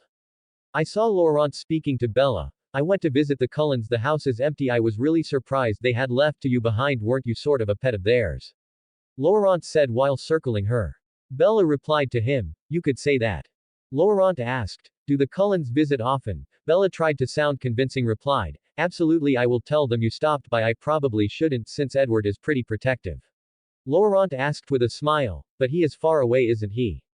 Bella changed the subject and asked, why are you here? Laurent looked thoughtful and said, I came as a favor to Victoria and the Cullens kinda made it difficult for me to enter their allied coven. What was their name? Denali Coven if I remember correctly.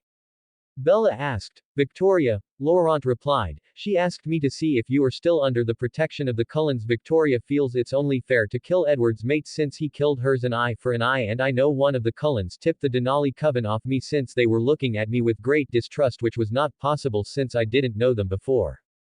He continued about how Victoria will not be very happy about him killing her, and also he wanted to hurt the Cullens for making it so that he couldn't enter Denali Coven. As he was coming to kill her, Sam and his pack showed up. Laurent ran in fear seeing them, believing them to be children of the moon. As Sam and his pack chased after Laurent, I saw the other vampire coming out of hiding and I ran towards Bella in human speed to make her think I am still human. I stood in front of Bella, who scared seeing the wolves but also confused seeing me here. Both of us saw the female vampire coming to the clearing. I whispered to Bella, run Bella, Rosalie will find you. Bella asked, what about you? I told her, don't worry about me, go now. Bella ran towards the forest. I saw the vampire, who saw this smiled and said, Brave of you to sacrifice yourself for your sister, but foolish of you to think she can escape me. I will find and kill her after I am done with you.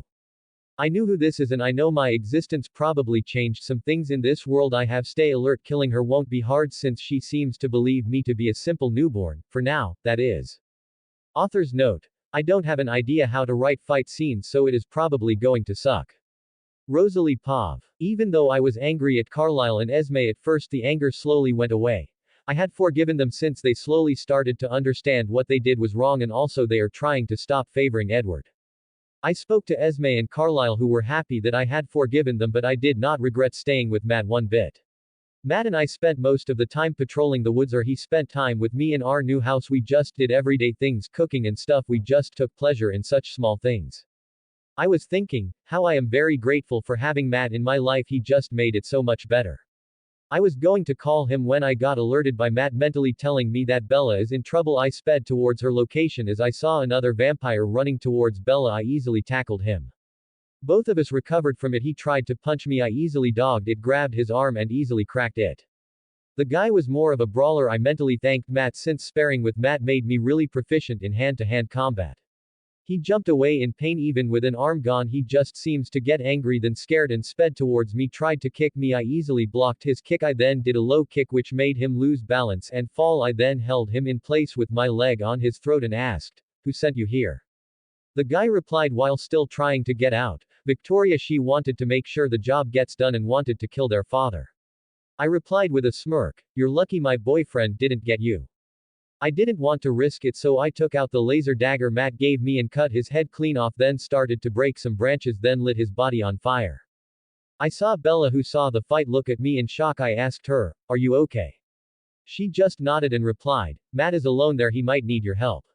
I just shook my head and said, "It's the vampire who needs the help." I was able to calm her down, but she suddenly asked, "Matt is a vampire, isn't he?" I replied while looking at her, "Yes, he thought it's best to turn after James came after you, seeing there can be chances of such things happening again, and it seems he was right." I know what Bella was thinking. Matt had told me about how she wanted turn while Edward always changed the subject. I can understand in wanting to have her live a human life and all, but what will happen after she dies? Edward will pretty much go to the Volturi to die too. The thing is, Bella seems to have no problem in being a vampire, or at least with the idea being one. The longer Edward delays it, the higher the chances of vampires or Volturi finding out about Bella. Always comment whether the chapter is good or not. I really need it. Chapter 14. Author's note. This chapter is not going to be good since I suck at writing fight scenes, so sorry if you were disappointed, and I have to balance my class as well as writing this, so I really don't know if the fanfic is as good. Matt's Pav. I was looking at Anne, the older sister of Victoria. Seeing her coming to kill Bella and me is not much of a surprise now I think about it. She loves her sister greatly, and she was the one who turned her sister.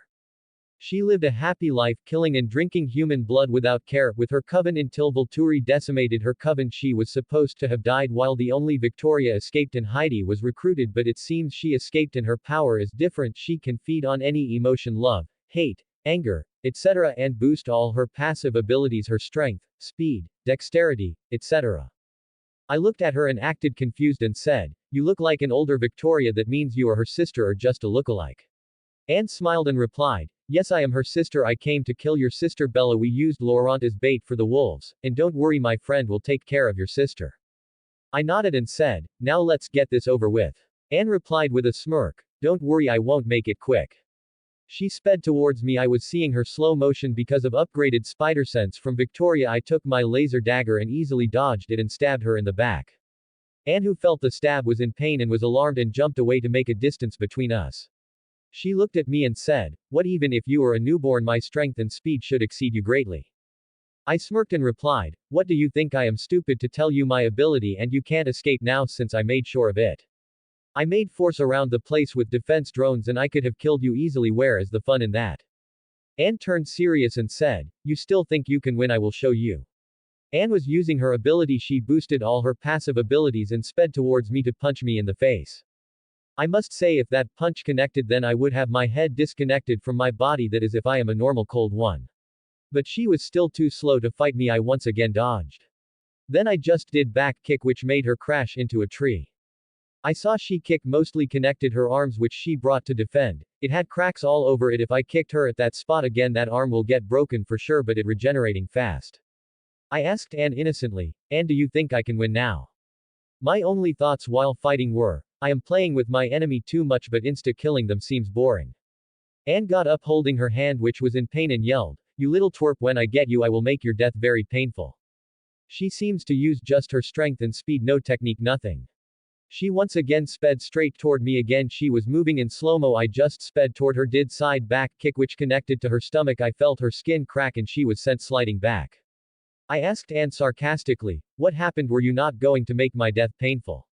She was in pain but got really annoyed and while coming towards me now tried to kick me. Before she could try, I just kicked her right in the chest. She was thrown back but managed to land on her feet. I was just smiling at her as we fought, which seems to make her angrier. It is mainly because of her ability. She is still in one piece. I am 100% sure if it was a normal cold one they would have broken to pieces from my punches or kicks. She is able to withstand that because of her ability. Even if it is not making indestructible, it's still protecting her. I really admired her during her human life. She sacrificed many things for her sister's future or safety, but after she turned she killed without care. Even children were killed and drained by her. It is because of this her coven was destroyed by the Volturi since they were bringing too much attention. My bracelet turned into the Harbinger in scythe form from RWBY as she sped towards me. To me she was too slow. I easily dodged her punch and slashed her arm off. I just twirled the scythe around while whistling. She was scared now. She tried to run but found herself hitting a force field. Once Anne found out there is no escape, she gave a last-ditch effort, tried to kill me and escape thinking the force field will go away if I die. Again she tried to attack me but she was having difficulty with just one arm. I just shook my head and then deflected the punch with the handle of the scythe that slashed her other arm. I made her paralyzed. She could speak, feel, and hear. I slowly walked towards her still twirling my scythe. Anne learned she could not move from her place. I could feel fear from her. She yelled at me, what did you do to me? Why can't I move? I replied to her with a sadistic smile, secret, and you came after my family, so how do I kill you? That is big question. Torture you then kill you or just kill you quickly? So hard to choose. I think I will go with the first. I slashed her legs off with the scythe. Her upper body just fell to the ground while her legs were still upright. Anne, who hearing all this started to beg me, let me go please, I would not come after your family again. I read her mind. It is a lie. I looked at her with no emotion and said, I am very ruthless against anyone who tries hurts my family, and I am a supporter of gender equality, so be it a man or women they are dead, even if it is the Volturi will burn if they try anything. I used pain indement on Anne who was yelling, please make it stop, please. Then I brought her broken legs and arms, then placed it all together with some wood I gathered, then just threw a lighter into it. She was screaming but couldn't move to put out the flame. She burned to death. The Harbinger changed back to a bracelet. I murmured to myself, this is too easy. In the fight I only used taekwondo moves and my scythe to cut her. I didn't use any other martial art moves or any powers until the end. That's really disappointing. But I did notice one thing, I am stronger and faster than normal newborns. Is it due to my ability? I wasn't sure. I walked to find Rosalie was with Bella telling me I was alright. After calming her down a little I saw a fire burning. I looked at Rosalie and asked, so I guess you took care of him? Rosalie just shrugged and replied, he was not that tough. While I told Rosalie I will see her at her house since I have to take Bella back home. Rosalie just whispered in my ear, I will be waiting. When heard that I grumbled under my breath, why is this girl teasing me so much? It's already hard because of my enhanced emotions. I took Bella home. She went straight to Dad who was with Harry and told both of them, in the woods there, not bears. Dad cut in and asked, what do you mean in the woods, and what were you doing out in the woods?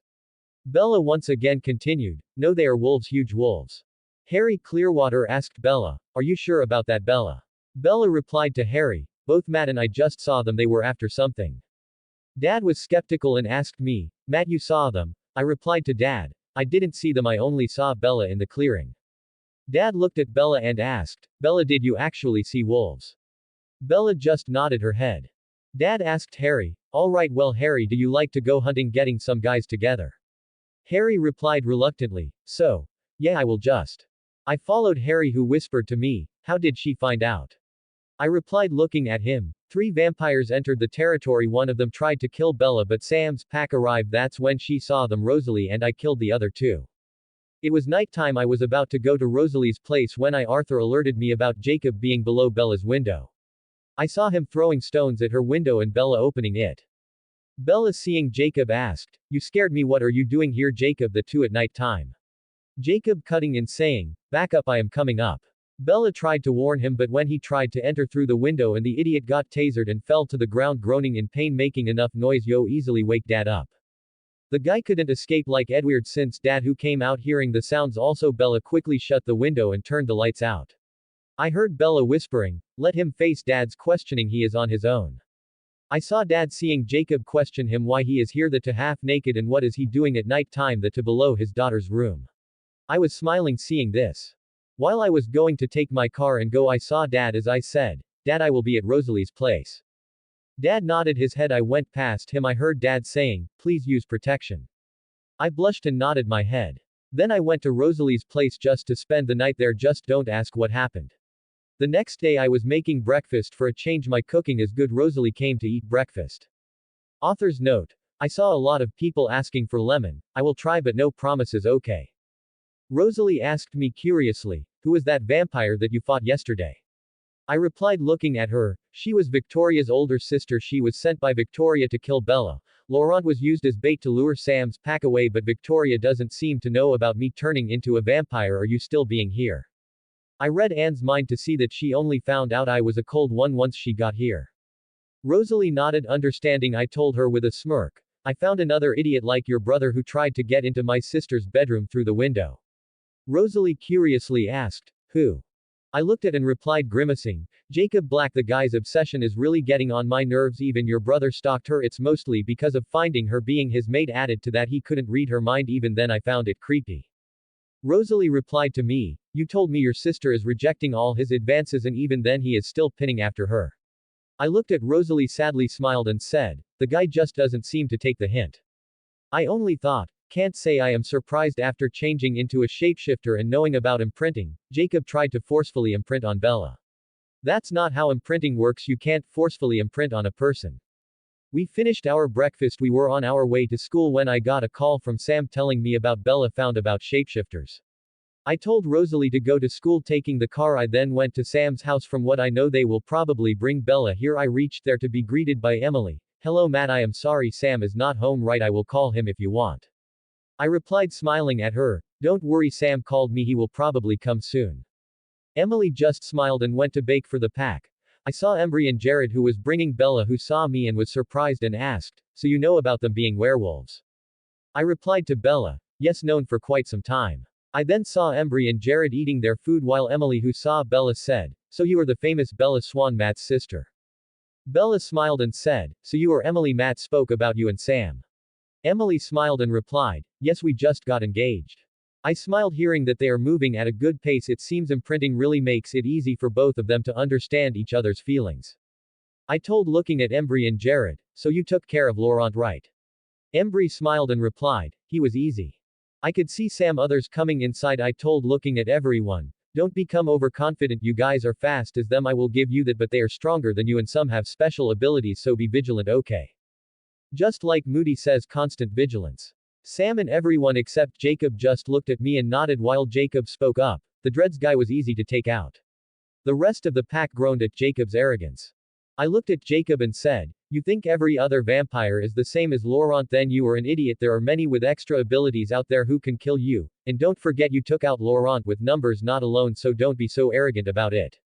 Sam looked at everyone in his pack and said, "What Matt said is true. We have to be careful about it. We took this vampire out because of the extra numbers and we didn't capture the redhead Victoria. She escapes us every time. From what Matt said, her powers basically help her easily evade us." I saw Jacob take Bella out and explain about the shapeshifters. I saw Sam come towards me and asked, "I heard you took down a vampire as well." I replied, "Yeah, so how is Jacob doing?" Sam said with slight anger in his face, "He is really a pain to deal with, sometimes tries to resist my order. I really don't like to force them other follows since they know the situation, but Jacob seems to focused on Bella too much. Even when I told him she is Edward Cullen's mate, he just ignores me." I sighed, "I will alert you if he tries anything funny, but expect a broken hand or something on Jacob." Sam just smiled at that and went to Emily. I saw Embry and went next to him and asked, "So how are you dealing all this shapeshifter stuff?" Embry just smiled and replied, "It's good, at least I am doing something for the tribe." I looked at him with a sad smile. Embry's mother is from Maka tribe. He was believed to be an outsider until he faced his real father as Joshua Yuli Sam's father. I asked him, ever thought about who your father was? Embry replied with a sad smile, I know I can be half-brother of Sam, Jacob or Quill. But I never thought about him, I just think about my mother, that's all. I just sighed at that and was going outside, but something bugged me. When looked into the past, I saw Taha Ki did have spirit walking ability and his body was stolen, but someone helped him become a shapeshifter. He didn't become one on his own like the legend spoke, but I just can't see who it is. There is a mist covering that memory.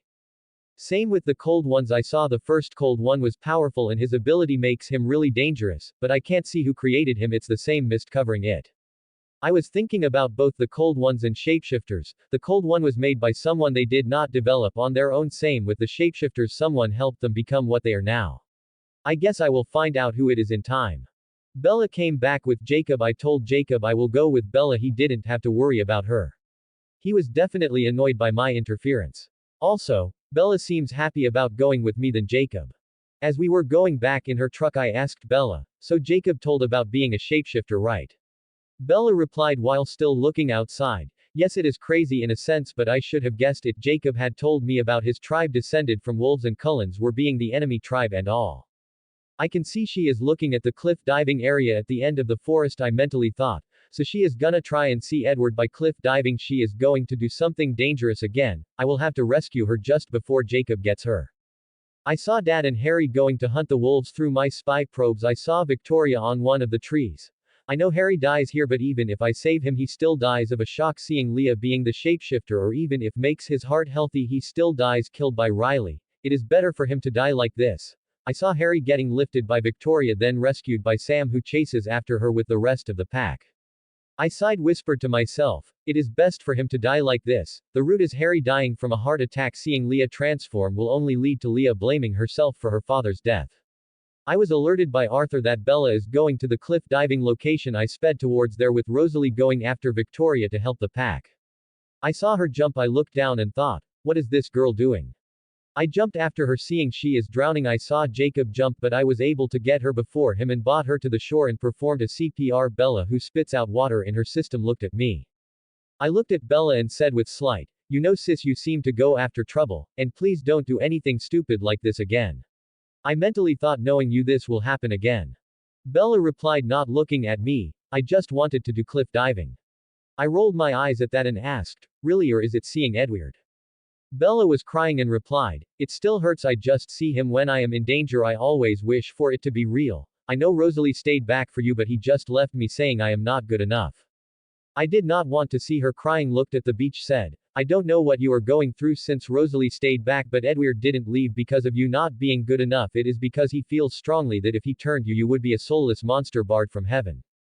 Bella seems to be relieved to know Edward didn't leave her because he felt she was not good enough for him.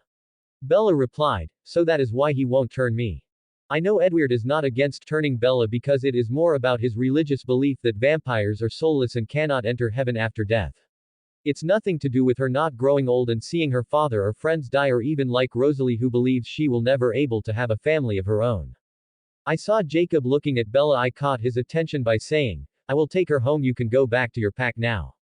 Jacob stubbornly replied, I will make sure both of you reach home safe. I looked at him as he's an idiot and said, did you forget I am a vampire? Jacob reluctantly nodded, but his thoughts were saying he is going to follow us anyway. Sam mentally contacted me saying, Harry had a heart attack, he did not make it. I replied to him immediately, I will come by soon. I sighed while I took Bella home. I could easily tell Jacob is following us in his wolf form through the forest. When I reached home, I told Bella I will come back soon. I went to meet Harry's home. I saw Billy, all of the pack members were there. Everyone gave me a nod of acknowledgement. I saw Leah, Seth, and Sue Clearwater crying seeing Harry's body. I could have saved him, but the other route is crueler to Leah. Causing the death of her own father is worse. I saw Billy coming towards me. I can see his legs are getting better. He asked me, could you heal him as you did with me? I sadly replied, I cannot cure death, it is not possible. I gave my respects to Harry and then told everyone I am going home. Everyone just nodded their head. As I went home, I saw Alice was asking Bella, how are you alive? Bella was confused and asked, what? Alice replied to Bella, I saw a vision of you jumped off a cliff. Why would in the hell would you try and kill yourself? What about your father and Matt? Bella replied, I didn't try to kill myself. I was cliff jumping. Alice, who saw me, asked, Matt, what is with your sister? I just shrugged as replied, I have no idea what goes through her head. I heard Alice, who was sitting with Bella, tell her, I have not met anyone more prone to life-threatening idiocy. I muttered, you can say that again. Alice looked at me and asked, how did you not stop her? I replied to Alice, I was watching for Victoria and. Bella asked in a hushed tone, did you tell him? Alice sadly replied, he only calls once every few months. He said he wants to be alone. Alice rubbed her nose and asked, Bella and Matt, what is that god-awful wet dog smell on you guys? I replied to her, it is mostly the shapeshifters from the Quileute tribe. Alice nodded in understanding and said, looking at Bella seriously, Bella, Matt can take care of himself, but you have to be careful around them. If they lose their temper, it is really dangerous. I saw Jacob enter the house and spoke up, speak for yourself. Alice turned around to see Jacob. Bella sighed in resignation while Alive said, well, I am not gonna hurt her. Jacob sarcastically replied, no, you are just a harmless Cullen. No, I am talking about the other bloodsucker who came after Bella because of you. I said, glaring at Jacob, don't act almighty here. Even if Cullens did not get involved with Bella, the other bloodsucker, as you call her, Victoria, would have come for her, so shut up. Alice looked confused and asked me, Victoria? I replied, yes, she sent 3 vampires after Bella me already. Alice looked surprised and said, I didn't see her, I didn't see past you either. Jacob angrily replied, are you blaming me? Don't get me upset, things are going to get very ugly. Bella looked at both Alice and me to give her space to talk to Jacob while Alice went outside. I went to the kitchen. I could hear their conversation, but soon I heard Bella telling Jacob to stop. I sped toward them to see Jacob trying to forcefully kiss Bella. I punched the bastard with just enough force to break his teeth and he fell on the ground holding his jaw. Alice suddenly came yelling, Bella, it is Edward, he thinks you're dead. Sarah told Edward why I came here. I told Bella, rubbing my head in irritation. I really wanted to avoid this drama, that call must be Edward. Bella started yelling at Jacob, who now stood up, told, he didn't ask for you. Bella was now angry, replied, I don't care. Alice grabbed Bella to get her attention, then told her, Edward is going to the Volturi, he wants to die too. I mentally told Sam, Sam, we have a problem. Jacob's obsession just got me angry and I just knocked a couple of his teeth out for trying to forcefully kiss Bella. Sam mentally replied with an angry tone, what is that idiot doing? I had told him to go back home. I am going to call Billy about this. I sent him a memory of the event. Sam was angry as hell. I had to warn him to make himself not to phase. Sam mentally told me, I can't really see any fault in what you did. I replied seriously, just make sure to look after my dad while I am gone. You can enter the Cullen territory if you want. Alice sped towards her car. I had mentally asked Rosalie to come, who reached here as well. Went to the car. I saw Jacob following Bella, telling, Bella, he left you, he didn't want you anymore, remember? I stopped him there and said, don't talk about stuff you don't know about Edward. Even if it was an idiotic and stupid reason, he left Bella thinking he is protecting her and not because he didn't want her, otherwise he wouldn't just go die just hearing about the news about her supposed death. I then went to sit in the back seat with Rosalie while Bella sat in the front with Alice. I saw Jacob try to stop Bella again. Please Bella, just stay here for Charlie, for me, I am begging you. I saw him telling this with few of his front teeth gone. I had a hard time keeping my laughter in. Bella, who just told Alice to go. Alice then went full speed to the airport. I saw the plane we were boarding, Virgin, really that's the airline's name. As we were going, Rosalie was next to me while Alice was next to Bella, trying to calm her down. Rosalie asked me, you are going to meet the Volturi, are you ready for this? I looked at her and nodded, yup. We reached Italy. I really don't know how Alice got the porks, but the situation demanded so I was in the back seat with Rosalie, who was holding my hand. Guess she is worried. I asked Alice, how many visions have you seen about Bella and me?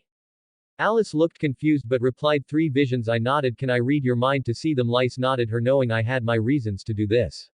I saw all 3 visions. One of them was Bella seemed to have just turned and walking into the sun with her skin sparkling while Edward was in the shade. I made sure to hide the one which showed my abilities. I made sure Rosalie also had her memories related to my abilities hidden. Let Arrow guess what my power is, and I am sure my powers will be revealed soon, so let's scare the hell out of Arrow. I was in my own thoughts when I heard Alice tell Bella, then looking at us, they refused him. Bella asked, looking confused, so isn't that a good thing? Alice continued, he is going to make a scene, show himself to the humans. Bella looked worried, looked at Alice and said, we have to hurry. I was seeing the Volterra in person for the first time. We reached inside as Alice was telling how Rosalie or she couldn't go anywhere near Edward since he will just think they are trying to fool him. Alice gave Bella and me directions to where Edward will do his strip dance. I saw Bella running without a clue. I just shrugged. Can't she just ask me to find the building for her? I just followed her as she was running through the crowd. I saw Edward stripping his shirt off. I saw the child turn to look at him. I quickly turned the kid towards me and asked, do you want a lollipop? The kid just smiled and nodded her head. I gave her one I had. She replied, thank you, mister. Please comment on whether the chapter is good or not. Creation is hard. Cheer me up. Like it. Add to library. Row 594 creators, thoughts. 47 comments, 0 vote. Chapter 15. Author's note. It was written fast so everyone can enjoy this and do point out the mistakes. Also sorry for not updating this since unlike my other fanfics this always has at least 4,500 words which is kinda hard, also not dropping it. May even edit this chapter completely. Mats Pav. I saw Bella take Edward inside. I went after them. I saw both Rosalie and Alice had reached. We just pushed the door open. I saw two of them make out. I cleared my throat to get their attention and said, the two Volturi guys are coming, and please stop this. I really don't want to see it. Edward told both Felix and Dimitri coming toward us, I won't be needing your services anymore after all, gentlemen. Felix ordered, Arrow wants to speak with you again. Edward replied, no rules have been broken. Dimitri said politely, nonetheless perhaps we should take this conversation at a more appropriate venue. Edward looked at Bella and said, Bella, why don't you go enjoy the festival? Felix cut in and said, no, the girl comes with us. I said, looking at Dimitri, I really like your accent and style, bro. Dimitri, who heard looked at smirked, thank you, and who are you, by the way? I just smiled, and he replied, Matthew Swan at your service. Dimitri smiled back and said, nice to meet you, Matthew. We both shook hands. Edward, Alice, and Rosalie looked at me.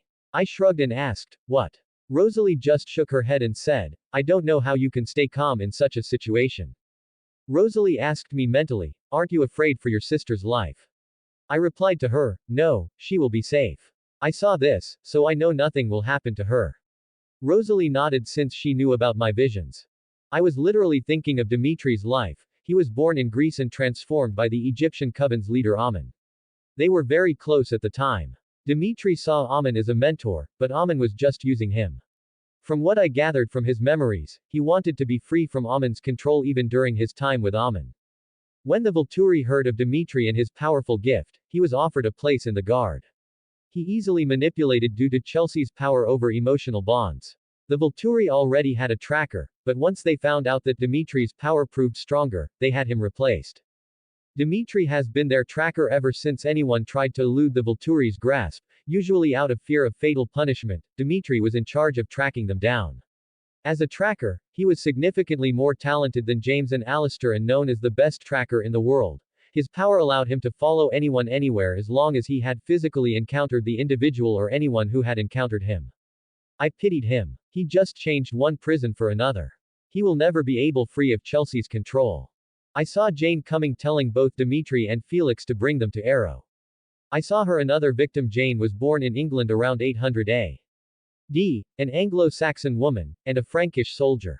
She was born a few minutes before her fraternal twin brother, Alec.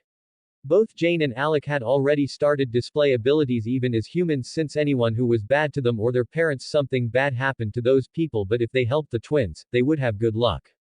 At that time, people were superstitious, almost burned the twins alive by calling them witches. Saved by Arrow, who heard about them through a nomad, he molded Jane and Alec to be the Volturi weapons. I am starting to hate Arrow more and more reading her memories. I was thinking, I want to burn the bastard right now, but that would be too easy escape for him. I make him suffer. When seeing the movie or reading the book, I hated her to an extent. You literally hate the person without thinking about their side of the story. Fuck it. He is getting tortured.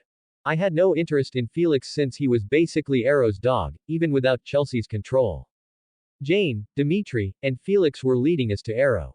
I was with them in the elevator as I looked at Jane and asked, how old were you when you turned? Jane, who looked surprised but turned around, replied, I was changed at 12. I just nodded my head when I was going with them as I watched Bella question their secretary knowing what they were, and Jane just replying she will turn or be desert. I feel sorry for the woman. We reached the so-called throne room. I saw the bastard Arrow standing in front of his throne with an uninterested Marcus and Keys beside him. I heard Alex say, "Sister, you were sent to bring back the one you bring back 4.5 such a clever girl." Alec, the twin of Jane, said to be the same twin. He does not seem to have changed much. I saw his memories. He seems to resist loyalty to Arrow since his loyalty to his sister surpassed it. He seems to want the vampire world not to be discovered since he knows Volturi is necessarily interesting. I watched another member Marcus and thought, a poor tortured soul who just wants to die since his mate Didim and Arrow's sister died but is forcefully being chained here by Chelsea's power. The poor guy believes werewolves killed Didim, but in fact, it was Arrow who killed her. Marcus and Didim wanted to go away from Volturi, but Arrow was okay with letting go of Didim since he viewed her power as insignificant, but he valued Marcus's power relationship identification, which is really helpful in ruling Volturi. Arrow, while smiling, asked us, "What a happy surprise, Edward is alive after all, isn't that wonderful?" The greatest bastard of them all, Arrow. He was born in Greece in the 1340 BC. He was transformed into a vampire in his mid-20s and joined forces with Marcus and later, Keys. Together with Keys's wife, Athenadora, they created the Volturi Coven. The more I read his memories, the more I want to kill the bastard, but reading his memories. Even his so-called mate is just tied to him by Chelsea's power. I found something interesting. Arrow has 2 prisoners. One is his own sister who said to have died. He did almost kill her, but just didn't have the heart to set her on fire. He knew if Marcus finds about this he will kill him. So he faked her death. Also manipulated Marcus, making him believe Didim was killed by werewolves, which in fact were a threat to their species at that time. So he killed 2 birds with 1 stone by killing all werewolves and making Marcus stay in Volturi. Which did not work since Marcus wanted to die. Arrow can't bring Marcus to Didim, so Arrow made Marcus forcefully tied to the Volturi so that he can't commit suicide. The other prisoner interested me greatly. He was something I want to find more about. He is the first werewolf, although Arrow just seems to think him a freak of nature. He is kept in high security prison since they can't kill him, it seems. I sent probes to the location of both of them. I thought with anger, fuck it, I am definitely torturing this bastard. Arrow came towards Edward and eagerly took his hand, asked, "I love a happy ending." I always found his eagerness to grab people's hands slightly creepy. Is it just me? Arrow, reading Edward's mind, then looked at Bella and asked Edward, "Her blood appeals to you so much it makes me thirsty. How can you stand close to her?" Edward replied, looking constipated, "It is not without difficulty." Arrow said with a smile, "I can see that." Bella, who seemed to be confused about what's happening, Edward explained Arrow's ability to read every thought a person had by touch. Edward told Arrow, "Now you know everything, now get on with it." When I heard that idiot, at least don't disrespect him before everyone here, you idiot. Arrow asked Edward, "You are quite the soul reader yourself, Edward, though you can't read Bella's or Matt's thoughts. How fascinating." I was confused by that. Didn't he know about shields? Since even Eleazar and Edward seems to know about them in Breaking Dawn, it seems vampires do forget, it seems, or it's just the shields they have encountered are different. I continued watching the so-called event of Arrow not being able to read Bella's thoughts and frantically grabbed mine, but he seemed to see nothing. I saw Marcus was looking at me. I read his mind. I mentally thought, he knows I am the most powerful here. At the same time he finds my bond with Rosalie's the strongest. The poor guy is thinking about Didim. I mentally paralyzed everyone in the castle except Marcus, who found it impressive. He asked me, "Why did you not do the same to me?" I just shook my head and replied, "When I look at you I see someone who just wants to die." Marcus replied with a sad smile, "Will grant me my wish to die." I smiled at him and said, "What if you had a reason to continue to live?" Marcus looked at me and said, "My reason to live was my Didim." I replied to him, "She is alive, Marcus." Marcus looked at me and spoke with anger. "No, she died because of the werewolves." Arrow himself confirmed it. I sadly smiled. "He lied to you. Didim is still alive, and it was not werewolves who killed her. It was Arrow who tried, but he couldn't bring himself to kill her. She imprisoned her so you wouldn't find out about him trying to kill her." Marcus yelled at me, "You are lying. Didim was Arrow's sister. He would never do that." I continued, "Yes, he would. After all, both of you wanted to leave Volturi. Arrow would be happy with just Didim leaving, but you, Marcus, your power is something he couldn't let go of, So he tried to kill his sister as means to keep you in Volturi, though he didn't know the effect of Didim death would affect you this much. He couldn't return her to you since you will find about his treachery and you may either leave or kill him. Both were not something he wanted to happen. I must say the bastard Arrow seems to be unable to kill his own sister for at least now that's he is having thoughts about killing her from time to time but seems to keep her as a hostage if Marcus ever finds out. Marcus, who heard this, was thinking about the incident. In his grief, he didn't check Didim body since Arrow told it was destroyed beyond recognition, went into a rage and tried to attack the paralyzed Arrow, but I stopped him and said, "Don't, at least for now. Your mate is still alive, you can kill Arrow when the time comes since such a quick death is an easy escape for him." Marcus, who seemed to have calmed down a little, asked, "I want to get my Didim out of Arrow's hands. I want her back with me." I patted his shoulders and told him, "I know, but Arrow has safety measures in place if you ever find out. So we play it safe. I will help you get Didim out as well as help you kill Arrow, but in return, I want your help." Marcus looked at me and said, "As long as I can have Didim back, I will do anything." I replied, smiling at him, "Now go to your throne and just enjoy the show." Marcus, who went back to his throne, I stopped the paralyzing everyone. Arrow, who found out he can't read Bella's thoughts, asked, "Let us see if she is immune to all our powers, shall we, Jane?"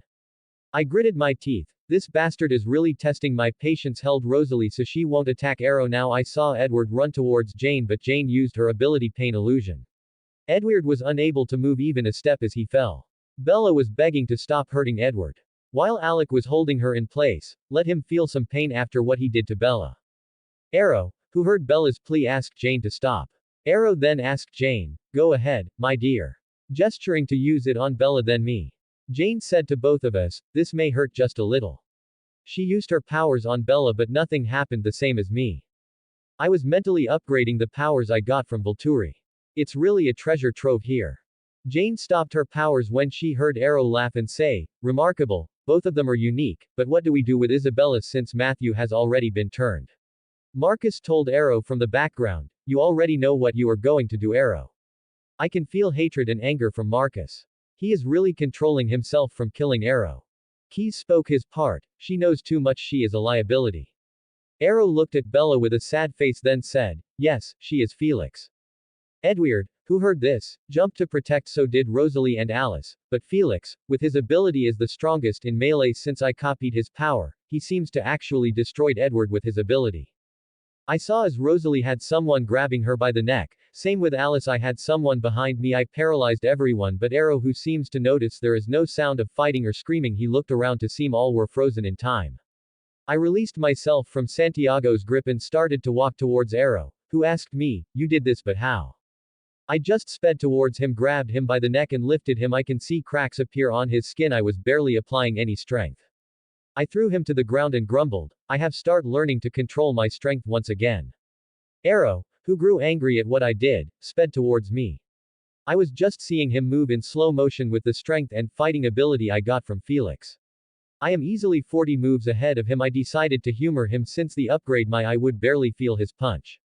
Arrow punched me, but I barely moved from my place. It didn't even hurt. I just looked at him and asked, "That's it?" Arrow was stunned but tried to kick me, the same result. Pain illusion I got from Jane, who can make people feel the pain or if they are on fire, is still an illusion. I upgraded it, became physical pain and now make Arrow burn to death. From Alec, whose ability was sensory deprivation upgrade, that's sensory manipulation, I can completely control over the senses of oneself and others, including sight, smell, hearing, touch, taste, balance, pain, etc., allowing them to alter and manipulate them freely. They can enhance, reduce or remove them temporarily or permanently. I looked at Arrow and said, "Kneel." While using physical and mental pain inducement at the lowest, also used sense manipulation to increase Arrow's pain feeling to the max. Arrow knelt on the ground, then writhing in pain and screaming. I had used noise canceller. I can see his skin cracking, slowly smoking. I whispered to myself, "I guess that's too much." I stopped at Arrow, who was now recovering slowly, looked at me in fear.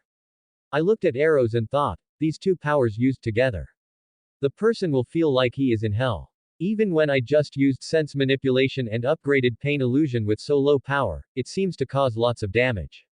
I just used empathy or pain illusion at low power to torture him, always giving him time to regenerate and recover. Arrow, who seems not to stop shaking, asked me in fear, "What do you want?" I looked at him with a poker face and asked, You think you can just get away with threatening my sister, and also, as you can see, some of your lackeys have their hands around Alice and Rosalie. Edward was no problem, you could have beaten him some more. I slightly looked at Marcus, who I left unparalyzed. Saw all this, he seems to take pleasure in Arrow's pain. I gave Arrow a vision of his precious Volturi being destroyed, leaving only him and Keys alive while notifying the Romanian coven of this, who later burned Volterra to the ground. I looked down at Arrow and said, you know what will happen if you go after my mate, family, or the Cullens. I will destroy you, and remember this, you are only alive because the Volturi is a necessity, otherwise, you would be dead. I continued, you are alive because of just a whim. Remember it well, don't think of telling anyone about this or you will die. I showed him another vision of him trying to tell Marcus and Keys but just to burst into flames. Arrow, who nodded while not meeting my eyes, he got up, used empathetic healing and sensory healing to heal him a little. I returned to my place and unfroze everyone. As Felix was walking towards Bella, I looked at Arrow and gestured, get on with it. Arrow yelled, Felix, stop everyone, leave them. Marcus had a smirk on his face as he can see Arrow is still scared since his hands were still trembling. Others were confused. Keys asked Arrow with irritation, what is this, Arrow? You know the girl has to die. I just looked at the idiot Keys and thought, don't worry, your time will come. I just want to alive because it is your arrogance that will help me in the future. Arrow looked at Keys and said, I saw in Edward's thoughts that our dear Alice had seen the vision of Bella being a vampire. Arrow gestured for Alice to come. Alice, along with Rosalie, looked at mentally shouting, what did you do, Matt? I must say women's intuition is scary. Alice walked to Arrow, giving her hand. Arrow, who saw not just that vision, tried to see all the visions she ever had and said, it's mesmerizing to see what you have seen before it has happened. I gave Arrow a glare, which he noticed and quickly took his hands of Alice. Arrow once again tried to look convincing. Both of your gifts are intriguing, Immortal Isabella, go now and make your preparations. Marcus, who got up and told everyone, the venue will arrive any moment. Thank you for your visit. Then looked at me and mentally told, also, thank you for the show. I mentally replied, no problem. Marcus looked surprised but slightly nodded. As we were going to El, heard Keys say, and you will return the favor. I would advise that you follow through your promise. We do not offer second chance. I stopped and looked at him, who sneered at me. What are you looking at, newborn? I looked at Arrow, who projecting his thoughts yelling, you idiot, don't anger this monster. I walked back but not before using upgraded relationship manipulation to bind Chelsea, Dimitri, Jane, and Alec to me. I made sure their loyalty towards me is hidden. I didn't bind them fully like a puppet. I just wanted to make sure they didn't betray me, otherwise they could voice their opinion or reject something I tell them if they feel like it, but I would have to heal their mental health a lot. I also planted emotion of anger, overconfidence, and greed into Arrow and Keys. It will grow during the time of breaking dawn. I was going out. I saw a group of humans led by Heidi going towards the chamber. I gritted my teeth seeing kids and old men and women among them.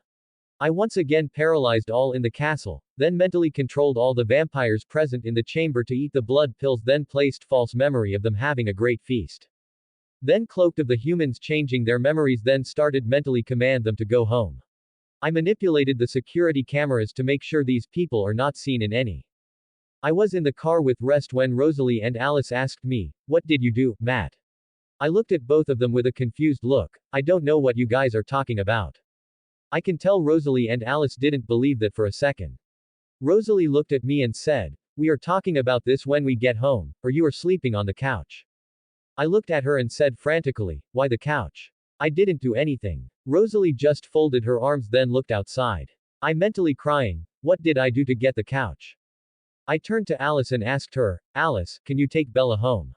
I will go with Edward and Rosalie to the Denali's to meet with Cullens. Alice replied with a smile, don't worry about her, I will take her home. While we were at the airport I told Bella, Dad is going probably ground you for this, you know that right? Bella nodded and asked, but what about you? I replied, smiling at her, I told him I am moving in with Rosalie so I am off the hook. Bella looked at me, mock glared. As I saw her going with Alice to boarding their plane I turned to Edward and kneed him the balls. Edward groaned and was rolling in the ground. I am sure he saw a glimpse of heaven. I said cheerfully, Edward the First just made your wish to see heaven true, and next time you pull this kind of stunt, I will permanently send you there. Edward slowly nodded his head and got back up. We boarded our plane to Alaska. As we reached Alaska, as we're going to the Cullens' house, I was with Rosalie, who said, "It has been some time since I talked with Kate and Irina." I asked her, "How are they like?" Rosalie smiled and explained, "They are really fun to hang out with, but I am not close with Tanya and they are sisters, even the succubus myth originated from them." I looked at Rosalie, "Really, succubus, that's interesting." I listened to Rosalie, who started to tell me all about the time she went with them. I heard Edward say, "Both of you, we reached our house. From what I hear, the Denalis will be visiting us soon." I nodded my head as we all walked toward the house. It was beautiful as their house in Forks. It is just more majestic in a sense. As we reached, all the Cullens came out of the house. Esme seems to have tears in her eyes and smacked Edward in the face. Edward muttered, "I deserved that." I whispered, "Yup, you did." Carlyle looked at me with an apologetic smile and said, "I am really sorry for what happened in our last meeting." I waved my hand and replied, "All is forgiven. I didn't hold any grudge against you for it, Carlyle." Carlyle and Esme smiled at us. Esme said, "I am really sorry about your sister. We didn't know Victoria would target you or Bella also for your Volturi meeting your sister as a human." Carlyle asked, looking at all of us, "We will talk inside." We went inside, and basically, Rosalie explained what happened. Carlyle rubbed his forehead and asked Rosalie, "So Volturi wants Bella turned soon?" Rosalie nodded her head and replied, "Yes, that's what they said." I looked at Edward and said, "You know, Edward, it is your choices that led to Bella meeting the Volturi as human. If you don't change her, I will." Edward looked down, ashamed, and said, "I will turn her myself. I just need some time, okay?" I nodded and replied, "Ask Bella about when she wants to turn. Knowing her, she will probably want to turn in a year max." Edward nodded. It seems the guy really did get wake-up call seeing Bella almost get killed and all. Jasper spoke, "So did Arrow want anything else?" I shook my head. He has a great interest in Alice's ability to see the future and Edward's telepathy, but he believes they will come to Volturi themselves soon, which is a delusion, and Marcus just wanted us to be left alone. Carlyle said while in thoughts, "Marcus is a more sane member of the Volturi. He doesn't like conflict much." I replied to everyone, "Actually, most members like Jane, Alec, Dimitri, etc. are forcefully bound and kept in Volturi." Jasper asked with slight confusion, "What do you mean by that?" Others who wanted to know as well. Arrow uses Chelsea. Her ability is relationship manipulation. She tied all their loyalty to Arrow, and Corin's ability is to make people happy where they are now. Edward spoke in surprise, "So Jane, who is known to torture her victims, is being forcefully made to do those things. Same with Alec and others." I nodded yes, they were changed when they were 13. As you can guess, Arrow saved them from being burned to death. They saw him as their savior. Then Arrow used Chelsea's ability to bind both their loyalty to him while he molded Jane as a weapon. If she ever breaks free from it, she will need a lot of mental healing to recover from the brainwashing as well as. This is chapter that was quickly written. Please do comment. Creation is hard, cheer me up. Have some idea about my story? Comment it and let me know. Row 594 Creators, Thoughts. 49 comments, 0 vote. Chapter 16. Author's note. This is a rough draft. You guys can tell me where I went wrong, and also this not as long as previous chapters, so sorry. Mats Pav. I was praising God because Edward was actually starting to understand the situation. I was talking with Jasper as I asked him, "Are you able to control your thirst with blood pills I gave you?" Jasper replied with a smile, "I can control my thirst better. I haven't lost control once since I started taking it." I told, looking at everyone, "Once we reach Forks, I will give all of you the pills you can eat, and when you have thirst problems, just eat one. It will make sure you do not lose control of your thirst." Carlyle smiled and replied, "Thank you for that, Matt, we will remember it." I just smiled and nodded my head. Esme asked, "We will coming back to Forks soon after meeting the Denali coven?" I was okay with. We waited for a bit. I saw a car park in front of the house. One by one all started to come out of the car and started coming towards us. I saw Eleazar, Kate, Irina, and Tanya who came inside. They were good people. Eleazar worked for the Volturi since his gift in identifying gifted humans and vampires helped Volturi a lot, but quit Volturi after he met his mate. As for the sisters Kate, Irina, and Tanya, they have a dislike for the Volturi since their sire or adopted mother Sasha was killed by them. All three were changed around the same century. At an unknown time, Sasha secretly created an immortal child, Vasily. When the Volturi found out, they came to destroy the entire group, but Arrow chose to spare the sisters since they knew nothing about the child. Sasha and Vasily, however, were destroyed. The three sisters then searched for the company of men to forget their loss, and that is what started the succubus legend. A demon in the form of a beautiful woman who has sex with men before killing them. Eventually, they grew lonely over the years by the scarred pain of their deceased mother and some of the men they'd killed.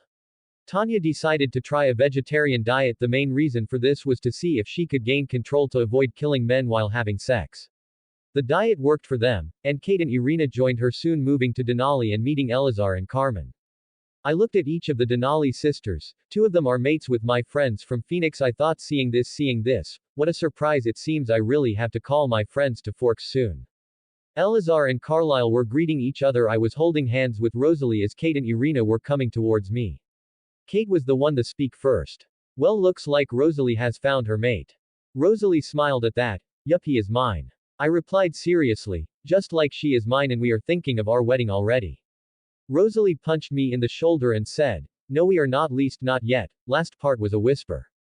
Irina sighed, if only we could find ours, it has been ages. I grinned. Maybe I can help. Both of them now looked at me with curiosity. I shrugged, just visit Forks next week, you will find out yourself. They didn't say anything, both nodded at that. Irina suddenly said, I heard it from Alice how it was you who told to warn us about the Laurent guy. I nodded as Irina continued, I would have fallen for his acting if you have not warned us. I waved my hand and said, no need for that. Tanya smirked, yup, he was really charming, would have fooled all of us if not for your warning. The more we talked I knew both my friends were perfect for them, they will have no problem with having them as mates. I was now thinking about moving in with Cullens. Carlyle had offered it, so I was thinking about it since I can be the Rosalie all the time. I came out of my thoughts as I heard Rosalie ask, so what do you think about moving in with me? I replied with a smile, I have no problem with that. I was soon introduced to Elazar and his wife Carmen, who were nice vampires. Eleazar was studying me carefully as he asked, you have an interesting ability. From what Carlyle said, you have the ability to copy other people's abilities. I knew he would find out as I replied, yes, Carlyle told me how he has not seen anything like it too. Elazar nodded and said, how did the Volturi not force you to be one of them? I smirked and replied, I can be very persuasive when I want to be. I knew about Elazar and Carmen, both are like Carlyle and Esme, both are compassionate souls. Eleazar tried to balance between his love life and his duties by living with Carmen while continuing to work for the Volturi. Eleazar eventually asked for Arrow's permission to leave the coven since Carmen didn't like how the Volturi performed. Arrow didn't like the idea but nonetheless gave Eleazar his blessing, believing that he would willingly return to the guard if Arrow ever needed him to. I did call Bella to see what her situation was. Basically she got grounded for the rest of her life. Just kidding, till she graduates basically. I basically hung out with Jasper and Emmett, mostly helping them pack up since they were returning to Forks. I did call my friends to Forks the same time Kate and Irina were coming, to no harm in playing a matchmaker. I was holding Rosalie close to me as I whispered, if only we had the time to ourselves. Rosalie smiled and replied, we have a lot of time when we reach home, and you are moving in with me, right? I just nodded as Rosalie dragged me into our room here. We quickly found ourselves into a heated makeout session. I started to tear her clothes off as she was tearing off mine. I started to grope her ass as she started slowly kissing my neck. She moaned, no more foreplays, I need you now. Rosalie's hands were snaking around my head as we continued. Her moans echoed in the room as I started to quicken my pace as I kissed her with full passion. Soon I found myself at the bottom and Rosalie was at the top as she whispered in my ear, now it is my turn. As we continued with our session I started to knead her breasts and slowly sucking on them I could hear her moans. We both climaxed and soon after couple more rounds, we also broke the bed. I muttered while she was snuggling close to me, I love you Rosalie with all my heart. Soon the Cullens were back to Forks. I saw the look Emmett was smirking at me. I didn't look at him pretending he was not there. The guy definitely knew what we were doing. I mentally thought, I really miss the time when it was just me or Rosalie.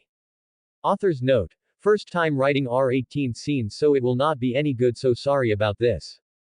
I was back in Forks soon. My company was doing good. We were selling mostly phones, TV, etc. I knew now the future problem is Victoria and her stupid army. I do not go to save all these people since most were from shady backgrounds. Only some innocents like Dago and Bree were caught in it. I was holding Rosalie who was in my lap. She was really clingy and I liked that part of her very much. I heard her ask, so I heard Bella was grounded for going to Italy. I nodded and replied, yes she was. Dad was angry at first then soon forgave her. Rosalie smiled and asked, so what about Jacob? I groaned, the guy has been a pain in the ass to deal with. Sam and even his father is having a headache dealing with him. Rosalie whispered, so you ready to move in? I smiled and kissed her, which was all she needed to know. My thoughts soon went to, I have to get Didim out of Arrow's grasp, which must be done quickly. The location is on the way to Egypt, which is good since I am thinking about recruiting Benjamin from Egypt Coven. I was soon moving all my stuff to Cullen's house. I saw Dad, who looking emotional. I simply said, Dad, I am not living that far from here and I promise to visit often. Dad immediately shook his head and replied, I am not emotional about you leaving, I am just thinking soon Bella will be leaving too. I deadpanned at that. Bella, who heard the whole thing, was laughing. I muttered as went to my car, I hate you guys. I was driving to the Cullens. My thoughts were, so what to do? Should I propose to her tomorrow since I have had the whole thing planned? I instantly stopped my car as I remembered I had a few friends coming over tomorrow. I muttered, looking at pictures of my friends from Phoenix. Oh shit, all of them are coming here. Michael is Kate's mate, Joseph is Irina's, Peter is Tanya's, and Scott is Leah's imprint. Something's really changed. When I came here I originally thought Kate was Garrett's mate. I then went straight to the Cullens, who already moved their things, only I had to move mine. Soon it was evening as it was time for the family to officially announce that they are turning Bella. I was watching as each voted. Alice hugged Bella and said, Yes, I already consider you my sister just like I consider Matt my brother.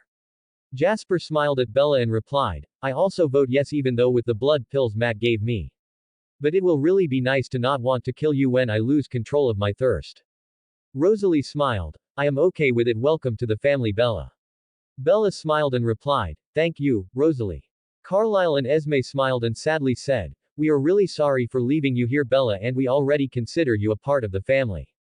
Emmett ran, hugged Bella, laughing and saying, I vote hell yeah, we can pick a fight with Volturi any day.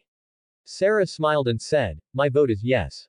Everyone then turned to Edward, who stared at Bella, said, Why are you doing this to me? I groaned, Stop being a drama queen. If you don't, I will turn her myself. Remember, Volturi wouldn't have known about Bella if you were not so stupid. Emmett and Jasper snickered at that. Edward, who was embarrassedly, replied, I will turn her myself, but I want to talk to her alone for a second. I told Rosalie that I am going to Billy's place, so I sped to their house. As I reached there I saw Billy was outside and waved at me. I smiled and asked, What happened, Billy? Why are you waiting outside? Billy just sighed and replied, It's Jacob. He has gone to see Bella after finding she was going to the Cullens' place. I muttered in irritation, That kid is really a pain to deal with. Billy, who heard it, just replied, You can say that again. He has been disobeying Sam's orders and I heard he tried forcefully kiss Bella. I nodded and said, Yes he did. So what are you going to do with him? Billy, with a sad smile, replied, If he doesn't change his behavior he will be kicked out of the pack. But Sam has been talking about making another pack and there have been even talks about giving the command to Jacob, but I am not sure about it.